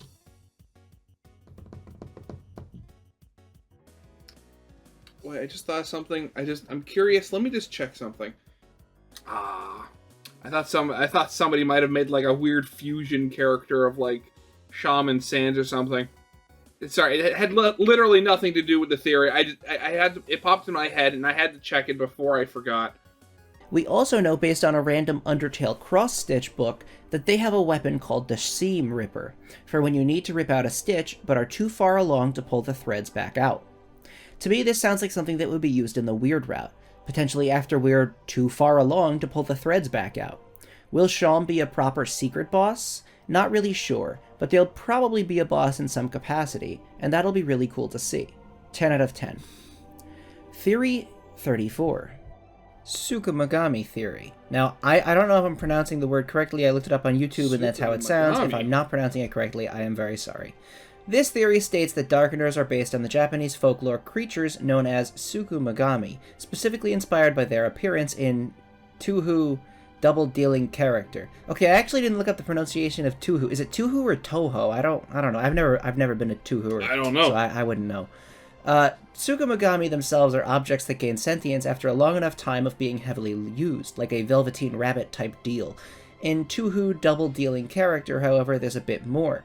They are objects that gain a new, usually humanoid form after being affected by a magical weapon utilized by a character with reality-warping powers, telling their new minions they're aiming to switch the power from the strong humans into the hands of weak yokai, though in reality their goal is to cause a sort of apocalyptic event for their own gain. It could be all coincidence, but we know Toby Fox is inspired by Tuhu, so it might not be that much of a reach. I mean, again, like, Toby does wear his Japanese inspirations on his sleeve. So something like that, I could definitely see. Oh, darn. I wanted to say, yeah, maybe, pretty good, but I actually did some research on my own, and there's actually a good amount of evidence for this one. So, part of the Tsukumogami lore is that after they serve their masters as inanimate objects for 100 years, they gain a soul and become self-aware. Where have we heard this number before? Jevil, when he says after beating him, "Now I will sleep the other 100 years." This could be a sort of, tie-in, actually. You're definitely right that Toby is inspired by his favorite pieces of fiction, Tuhu especially just based on the soundtrack alone, so while this wouldn't be massively lore-shifting if true, the idea that Darkeners are somewhat inspired by Tsukumogami is really believable, and a great theory. 9 out of 10. Theory 35. The second voice in the intro who interrupted Gaster is the Angel, who seemingly is acting as the opposite of Gaster. One of the major themes of Deltarune will be freedom versus fate, with Gaster and the concept of darkness acting as advocates for the former. Wasn't a similar theory in the first video with, like, the Angel? Or am I thinking of a different video? I don't know. Gaster may have introduced us to Deltarune just for that. He knows how powerful we are and wants us to defeat the Angel and allow true freedom into the light world, whatever that may entail. Overall, I like where this theory is coming from. To break it down into smaller chunks, the identity of the second voice is one of those things that's completely up in the air for me. But if you absolutely force me to come up with an answer, if it isn't December or Chris, it's most likely the Angel. After all, who else would have the power to insert us into Chris like that? That being said, I've never been too big on the Angel being an actual entity in and of itself. I think that the player being the Angel in, some sense of the word, or competing forces fighting to act as the Angel, that sounds much more likely to me, but, again, a whole other separate discussion. One thing I do take issue with in this theory is what Gaster stands for. I don't think that Gaster necessarily advocates for freedom, or at least not in the sense we think he does. Say what you will about Gaster, but I believe that Gaster, while constantly implying that he believes in freedom, is actually acting as a very deterministic force throughout the story. I believe he created the prophecy, instructed Ralsei on what to have us do at every step of the adventure, and limits our choices in a very manufactured way, while making us think we have true freedom. To me, Gaster isn't really all that into freedom. The freedom he gives us is sort of fake in a way. I give this theory a 6 out of 10. I think the Angel being the second voice is possible if there really is an Angel, but I'm not sure Gaster is necessarily on the side of freedom. Theory 36. Friend is the one who wrote the Valentine's letter. Okay, I remember that letter got me so worked up at the time I made a whole darn video about it. Friend, Let's get really? something straight, Toby Fox. If Gaster is even slightly silly and isn't an awesome super evil final boss, ultimate penumbra, phantasm, Lord English supervillain, I will give you a not recommended on Steam and hate Deltarune forever. Honestly, I like the idea of silly Gaster. Again, just purely based on that one video where they had him voiced by Cave Johnson from Portal 2. I mean, that's my personal headcanon. I'm sticking to it no matter what the game actually shows. Okay, I joke, but the point of that video was that I was displeased with the idea that Gaster was going to be an overly silly character. The letter was written by someone who spoke in a very silly, almost, shall we say, goofy manner. And at the time, the only explanation I could come up with as to who wrote the Valentine's letter, rather than the seemingly obvious Gaster, was the Eggman behind the tree, because his dialogue usually tied to something either being true or false, yes or no, similar to how the letter writer spoke. With the newly confirmed knowledge that Friend is real and is some form of cat, and will probably show up in the future, another possible contender for who wrote the letter has appeared. Friend seems somewhat inspired by the Cheshire Cat, who speaks in riddles, similar to the letter writer. If Friend is a cat, that could tie to the idea of Schrodinger's cat, or something like that, something that is either true or false or both at the same time. We still don't know enough about Friend, but the idea that Friend is the letter writer does make sense, so I'll give it a 7 out of 10. Theory 37. Okay. After Gaster fell into the core, which very much possibly could be a dark fountain energy source generator, and got shattered, parts of him remained within the Undertale universe. However, many parts that got shattered of him also could have shattered within various dark worlds, and in a sense they are also in lower level universes. The Deltarune Gaster, that is to say the one we've been speaking to, could be many pieces of the original Undertale Gaster brought back together, in a Ship of Theseus-esque recreation of what once was. Evidence of that fact is that he's seemingly capable of much more prominent speech, and the track in Deltarune is called Another Hymn. I think this idea has lots of potential, especially considering the very prominent Shards of Gaster theory so many fans believe. I really like the whole Ship of Theseus angle, with Gaster being a sort of recreated version of the one from Undertale. But I will say one thing. We don't really know the Undertale version of Gaster just yet, so my fear is that introducing a new version of Gaster and making a big point over him being new or different won't be as effective as just introducing him as the original Gaster. You know what I'm saying? I will say that the name of the song being Another Hymn has always rubbed me the wrong way. It could very well be a way of saying this isn't him, this is another him. Alternatively, it could be called that in reference to the song named Hymn, as in, it's another hymn, the song. This song is hymn, this song is another hymn. Either way, I'm going to give this theory a 6 out of 10. I'm slowly becoming more and more convinced by the Shards of Gaster theory, but I do think at some point the original base Gaster will be introduced, and while I think this theory could work, I just think it runs the risk of adding too many layers to the idea of just meeting Gaster for the first time. Definitely a good idea, though. Theory 38. The Deltarune we play happens after the genocide route. Kara specifically mentions destroying the world and moving on to the next. When the player enters their name at the end of the Deltarune character select, that's them calling the demon's name, thus beckoning Kara into the world. The second voice is Kara, brought back by hearing their name.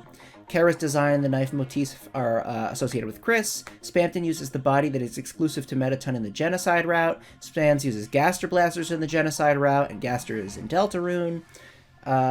And so that's what it is. It's Kara and the player go to Deltarune. It would mirror Deltarune's development, as Deltarune is the game Toby wanted to make first, only to move on to Undertale and then back to Deltarune. Right off the bat, not to sound harsh, but I can confidently say this is very unlikely. As I've said in the last video... God, if it turned out that...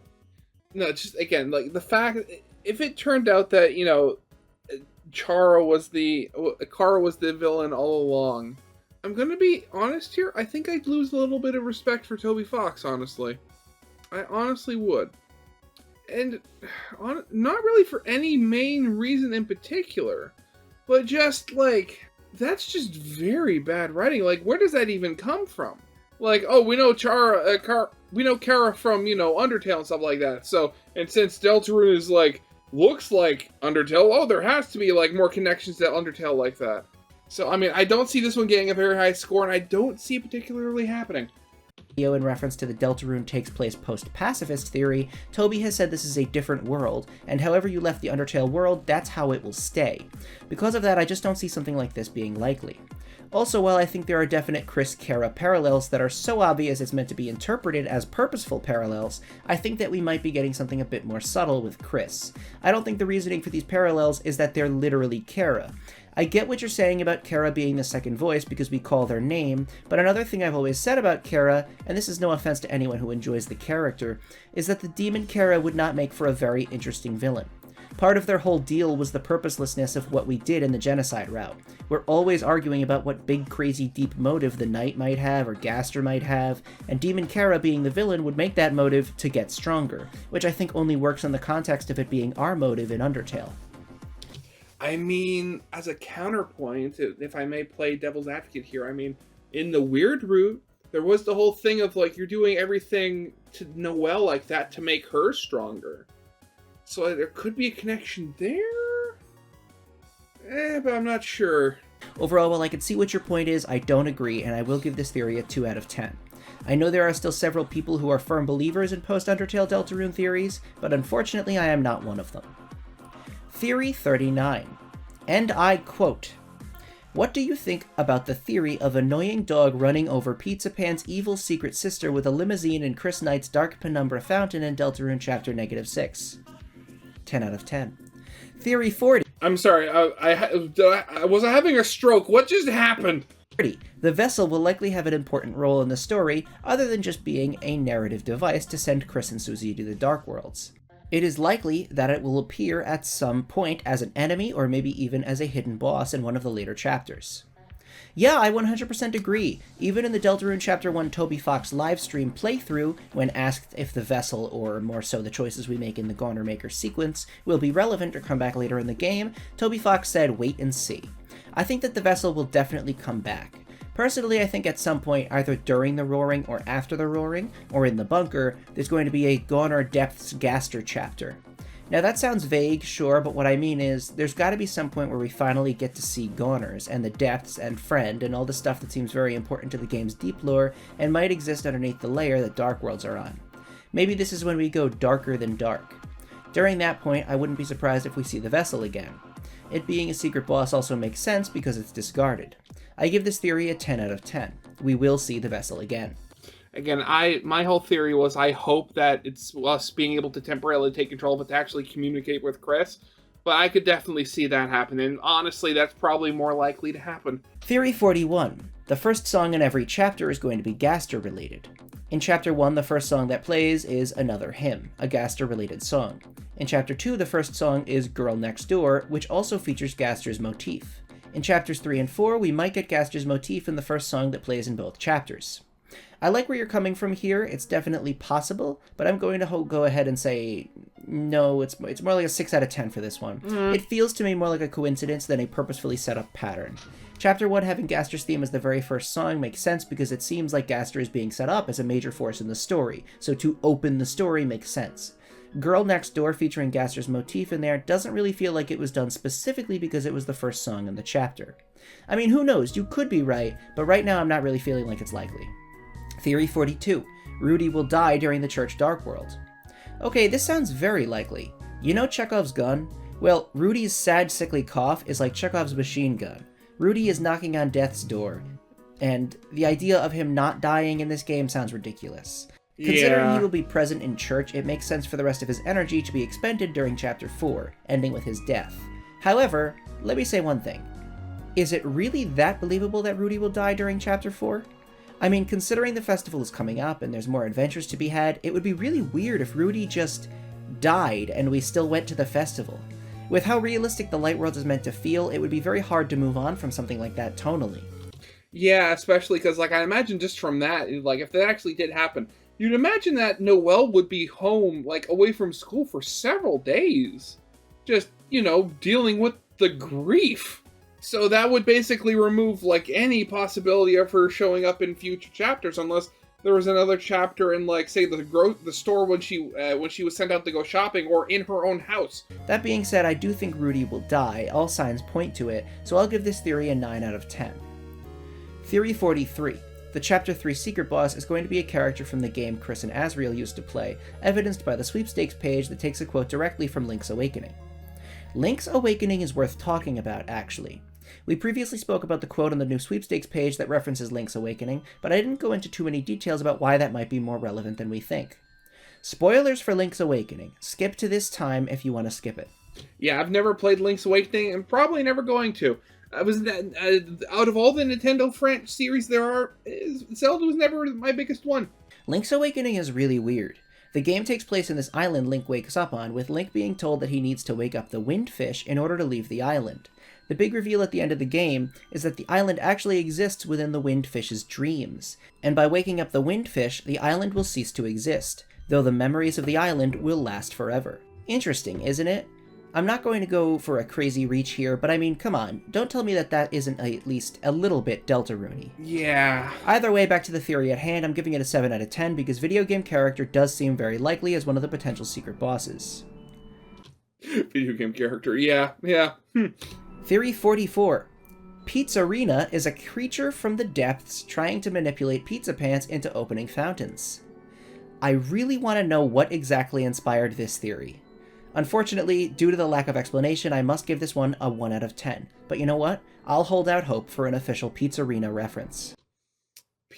I mean, I guess that could potentially, like, I could see it either being one of two things. Like, either one, it's very much like a Cthulhu-esque thing where, they're using a piece of pizza just to cover what they actually look like, or two, they actually are a creature that looks like a slice of pizza.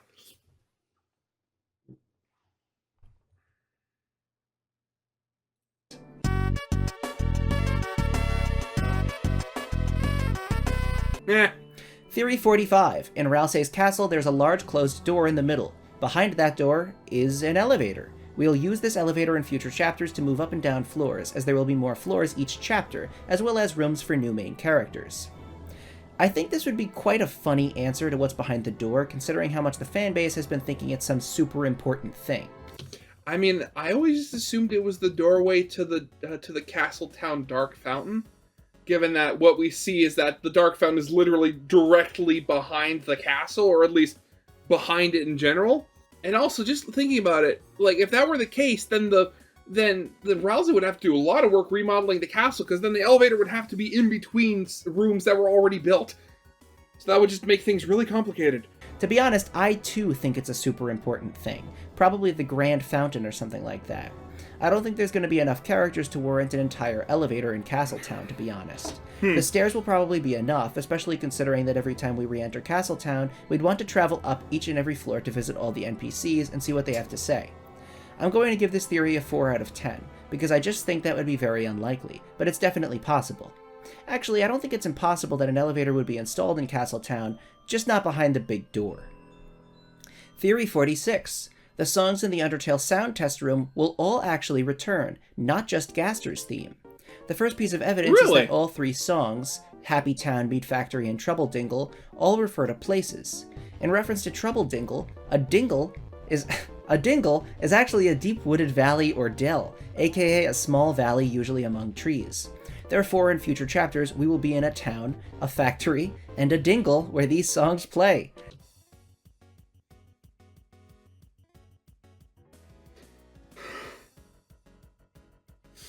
God, I love the English language, I really do. The fact that you can say, oh hey, in a future chapter, we're going to go to a dingle, and have it actually mean something. Honestly, I hope this is true. That would be absolutely beautiful. Honestly,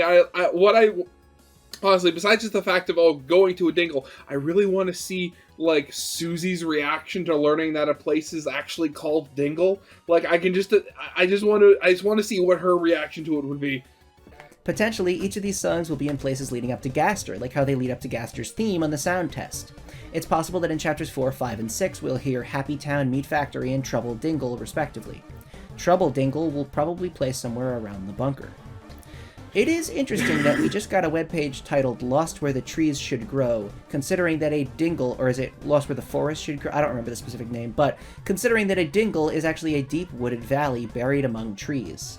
I actually really like this theory, and I'm going to go right out and give it a 10 out of 10. I fully think that Happy Town, Trouble Dingle, and Meat Factory will all return. Again, it's getting to the point where the more he says dingle, the less real it sounds.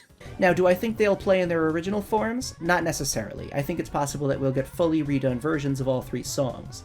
I'm also not entirely sold on the idea that they'll play in chapters 4, 5, and 6, but, it's not out of the question. Frankly, I really do think these songs will come back, as will most ideas from the fun value Gaster mystery in Undertale. Theory 47. Chris's soul was originally cyan blue. That's why they turn blue in the Dark World. Monsters have white souls and turn more white, Chris turns blue. Also, Chris acts with care and patience.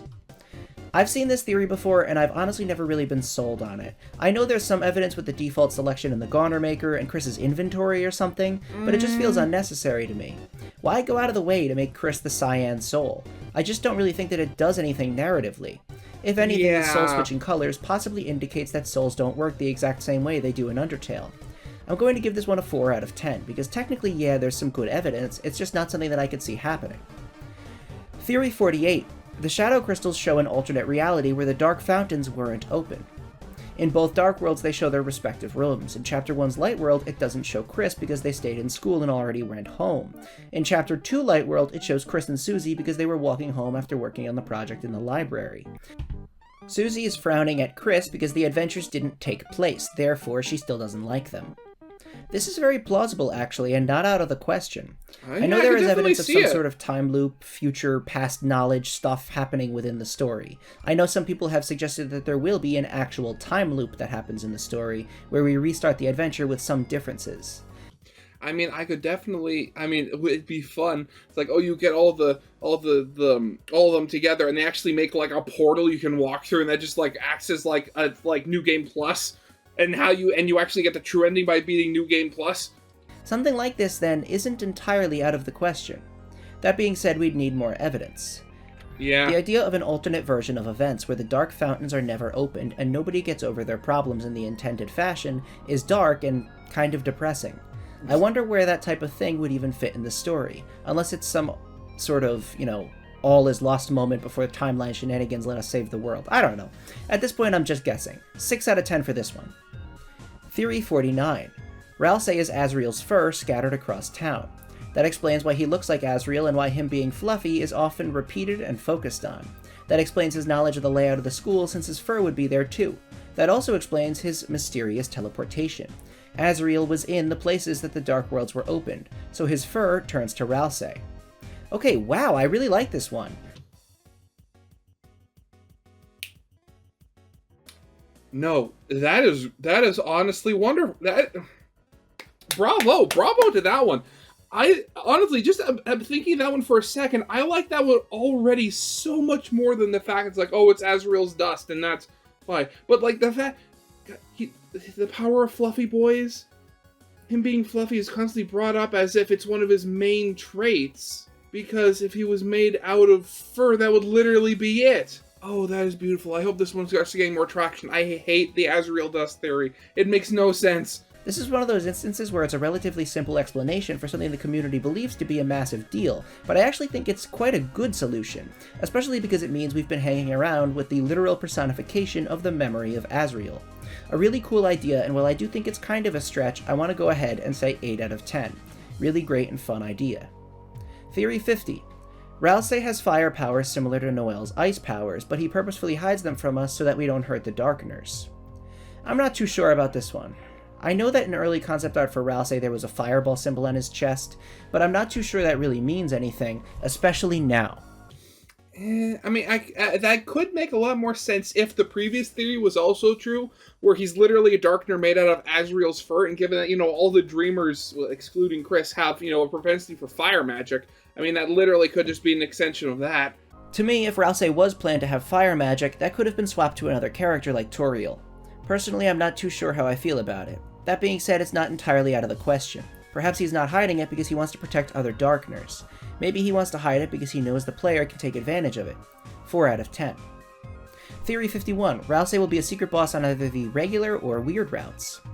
I'm not so sure how I feel about this. There's only so many characters who can be secretly super strong, and Ralsei's true motives are just generally unknown at the moment. Yeah, definitely. We know he's dead set on making Susie happy, and seemingly making the player happy.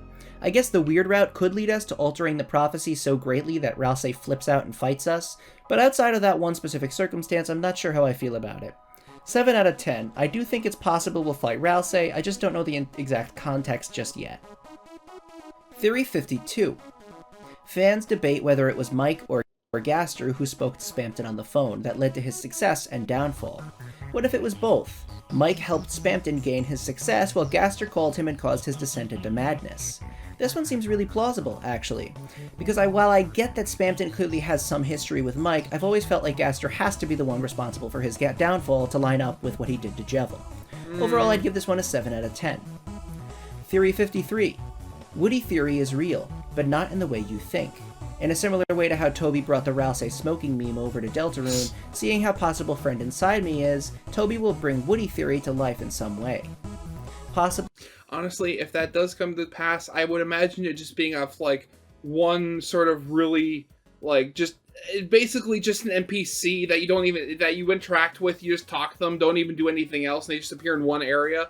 I mean, that's, if Toby was to bring Woody theory in some way, I could definitely see it that way. An enemy or something else. Yeah, I think this is one of those things that would be so much fun if true, and it's not entirely out of the question. Would it be totally crazy and funny? Sure, but I do think there's a point where memes in general are too current to plop in the middle of your game. In the past, when referencing memes, Toby's been careful to not lean in on the cultural relevancy of the meme too much, and they work as jokes in and of themselves where a casual player wouldn't have to be in on the joke to get it. Yeah. Something like that could happen, but I wouldn't necessarily bet on it. 5 out of 10 for this one. Theory 54. After the Chapter 3 Dark Worlds, Chris will move the items out of their living room to the school closet as they normally do. Because of the missing items, Toriel will think that the house has been burglarized. The wet-nosed bandits will be blamed for it, as they were on the loose in town that night. This is also why Toriel had trouble getting through to the police station and why nobody showed up to the house. Undyne could have been out chasing the dogs. Next day, worried about the house not being safe, Toriel would send Chris to the Holiday's place to stay the night. That's where the Chapter 4 Noelle flashlight scene would happen. This actually makes complete sense and is a logical series of events that would absolutely lead us going to the Holiday house. Okay, yeah, that definitely does I mean, I think I remember hearing a slightly different version of that somewhere else, but it basically played out the exact same way. It's like, oh, where, like, you know, Toriel thinks the house has been robbed, and then, you know, they stay over at the Holidays because they used to be friends, or and it might just as a way to, you know, stay out of the house. As a matter of fact, I'm just going to say you probably have this all figured out. Chris could wheel all the things to school using the wagon in their room, actually. Overall, I think this is great. 10 out of 10. Theory 55. Lancer and Ralsei's evil plan in Chapter 1 is a comedic foreshadowing of the actual serious plotting W.D. Gaster is doing against us. Among other things, us creating the Thrash Machine to fight ourselves is meant to imply that the Gauner, or vessel, is Gaster's weapon against us that we got tricked into making. There are similarities between the Gauner Maker sequence and the Thrash Machine creation sequence. Deltarune is trademarked under Royal Sciences LLC, and Susie and Lancer pretend to have a company called Lancer Industries while building the Thrash Machine. This is actually a cool idea and does make sense, especially to someone who thinks that Gaster is actively plotting against us. Again, we'd need more to confirm, but I think that the idea has legs. 8 out of 10 for this one. Theory 56. Image_friend is the character hosting the minigame we're seeing in the Chapter 3 trailer, seeing that the orbs on either side are pink and yellow and related to cats. I guess this one's plausible, or should I say pausable? These cats have paws, right? Get it? Anyway, yeah, I think it's possible, but I'm not entirely sure. I think Chapter 3 is clearly going to have some kind of points gimmick, as we've seen in the Twitter trailer, and this minigame clearly has a points counter.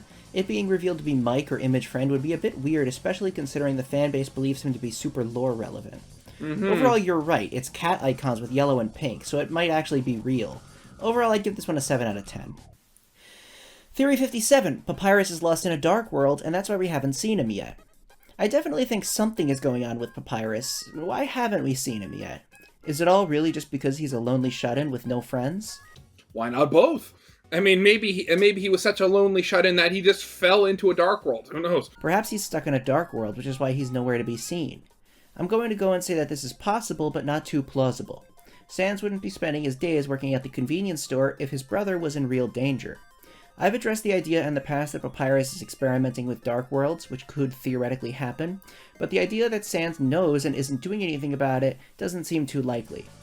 That being said, Sans revealing that Papyrus is stuck in a darker world, and that's why he's been putting off our meetup with Papyrus, and that he needs our help to find Papyrus. That would be a pretty cool way of opening Chapter 5, I guess. But still, I'd say 5 out of 10 for this one. Theory 58. There will be a Mario and Luigi-esque boss refight mode in Castletown that'll have us fighting all the bosses again. This could happen. I mean, technically there isn't really any evidence, but when Deltarune finally releases in full, I could see the dojo having an all-bosses refight, similar to the EX fights from Mario and Luigi.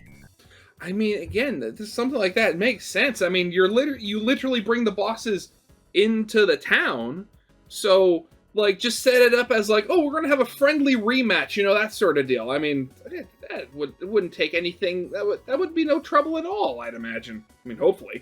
8 out of 10. Theory 59. Ralsei's room can't exist because Ralsei hasn't defined himself yet. As a person. Ooh, yeah, this one actually sounds really great. Ralsei right now is clearly meant to resemble Asriel in some way, and based on his dialogue, we know he wants to become his own person.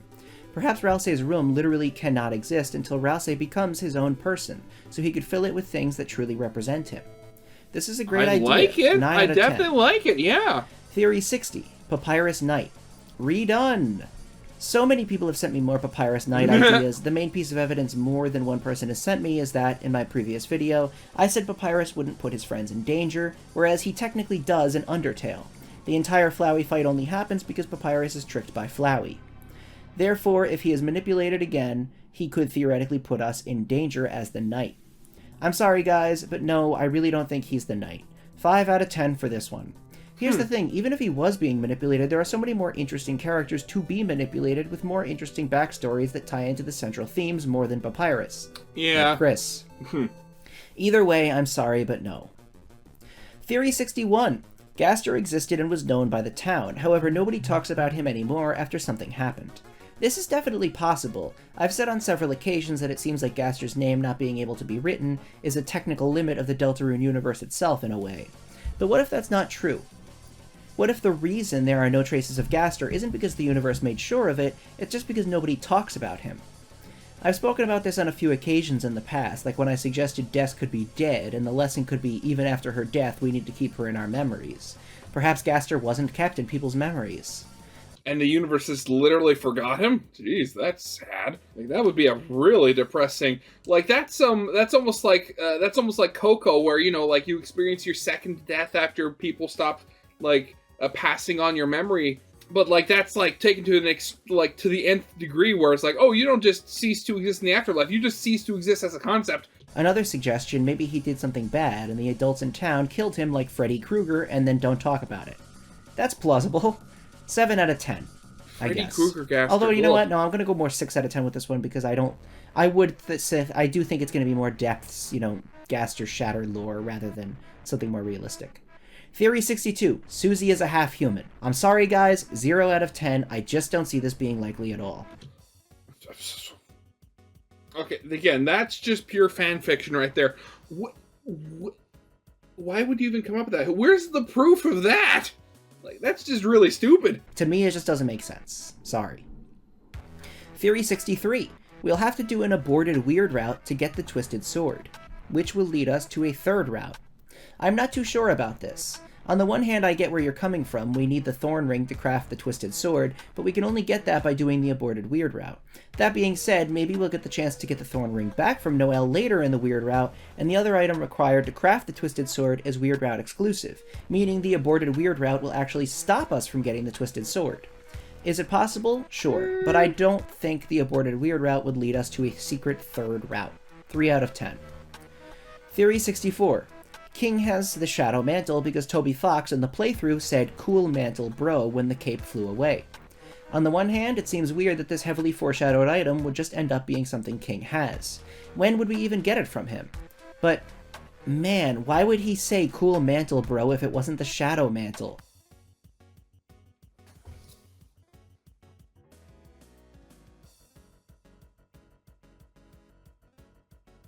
Actually, that does make a lot of sense, because, again, like, that cape was very weird.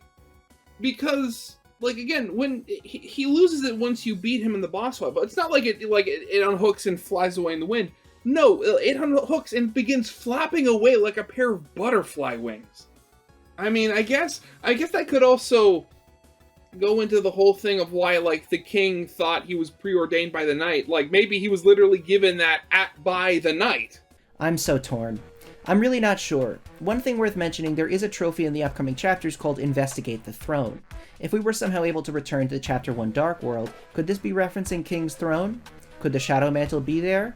Possibly, though I wouldn't say anything for certain. 6 out of 10 for this one. Theory 65. The final theory I will review before the release of Deltarune Chapters 3 and 4. Drat. Well, I mean, there go my chances of my stupid little theories being in the video. Drat. Well, what are you gonna do? Apple Girlington. Basically, Apple Girlington is a theory that a character named Apple Girlington will be a secret boss in Deltarune. Who exactly is Apple Girlington? Well, she's Toby Fox's Two-Who OC he originally made up as a bit of a joke, along with some music. Two-Who? What? There was no art attached to the character, but several artists have taken a stab at creating their own versions of her. Here's a sprite of the character sent by Golden Anomaly, who sent me this theory to review. It's worth noting that not only is there a connection between apples and Deltarune, with apples being a sort of recurring symbol for Chris, but Toby described Apple Girlington as having zombie-like yellow skin. This specific theory has many forms. Most people I've seen say that Apple Girlington will be a secret boss. Some say that she could just end up as an enemy, NPC, mini-boss, etc. Personally, I think there's definitely a chance she'll appear. She is, after all, an original character attached to nothing. Considering Toby has taken things like the Waltz of Sekam Masada, which was specifically written as a Yume Nikki fan track, and was still willing to put it in Deltarune, shows that something like Apple Girlington could still happen. I definitely think it's possible, considering there is apple shampoo in the bathroom, and translation notes posted by Toby confirm that we will have some interaction with the Ice E Pizza body spray, meaning we could bump into a darkener based on the apple shampoo. This sounds likely. I'm honestly giving this one an 8 out of 10. It's definitely possible. And likely. Don't be surprised if Apple Girlington is in Deltarune. Oh my goodness. An hour and a half later, and we have reviewed 65 more theories. That brings the total to, 115. 115! We've done 115 theories right before the release of Deltarune, so that I can wash my hands of the guilt that I've felt for asking you all to send me your theories and not reviewing them for years. But no, in all seriousness, I really enjoyed this. I think that it's kind of like... I thought all the theories from the last two videos were great, but I'll admit it was kind of a bad time to do this type of video because, you know, the chapters are about to come out and there's very nothing new to talk about. Yeah. I'd love to do another one of these after the chapters release. Feel free to, whenever you want, send a theory to spookydudetheories@gmail.com. And, you know, it might make it into a future video, and especially after chapters 3 and 4, I'd like to do another one of these based on the last few chapters. I can't believe it's happening, man. I really can't believe it's coming out. It's so surprised. Like, I'm still, it doesn't feel real, you know what I mean? It's been years of just nothing, telling myself, like, yeah, you know, it's going to be a little while, but now it's not. It's going to be such a short, tiny while, literally a fortnight away, although I think now it's even closer. I think I said 3 separate times for it to come out in this video, because I've been writing it and recording it on different dates. I'm so excited. You know, I've said it before, when it comes out, I will be live streaming it, so check that out. That's going to be awesome. Thank you for watching. Oh, God. Again, so sad that mine, you know, my theories didn't get in, but I mean, a lot of those are really good, especially the one about the Shadow Mantle potentially being like the cape King had in Chapter 1. I really like that thought. Because other than that, like, none of the other, the only other, you know, boss, you know, Queen, like, it's not, while there was the whole mech fight, her actual, like, quote-unquote design didn't really change after the boss fight, unless you count, you know, her going from her chair to standing, you know, afterwards. But no, the King, specifically when we beat him, his cape flies away, and again, as I said, flaps like a butterfly. So what was the reason for that? So strange. But yeah, that's definitely going to be it for now. So yeah, I hope you guys liked. If you did, leave a like, subscribe if you have not, and I'll see you guys next time. Goodbye.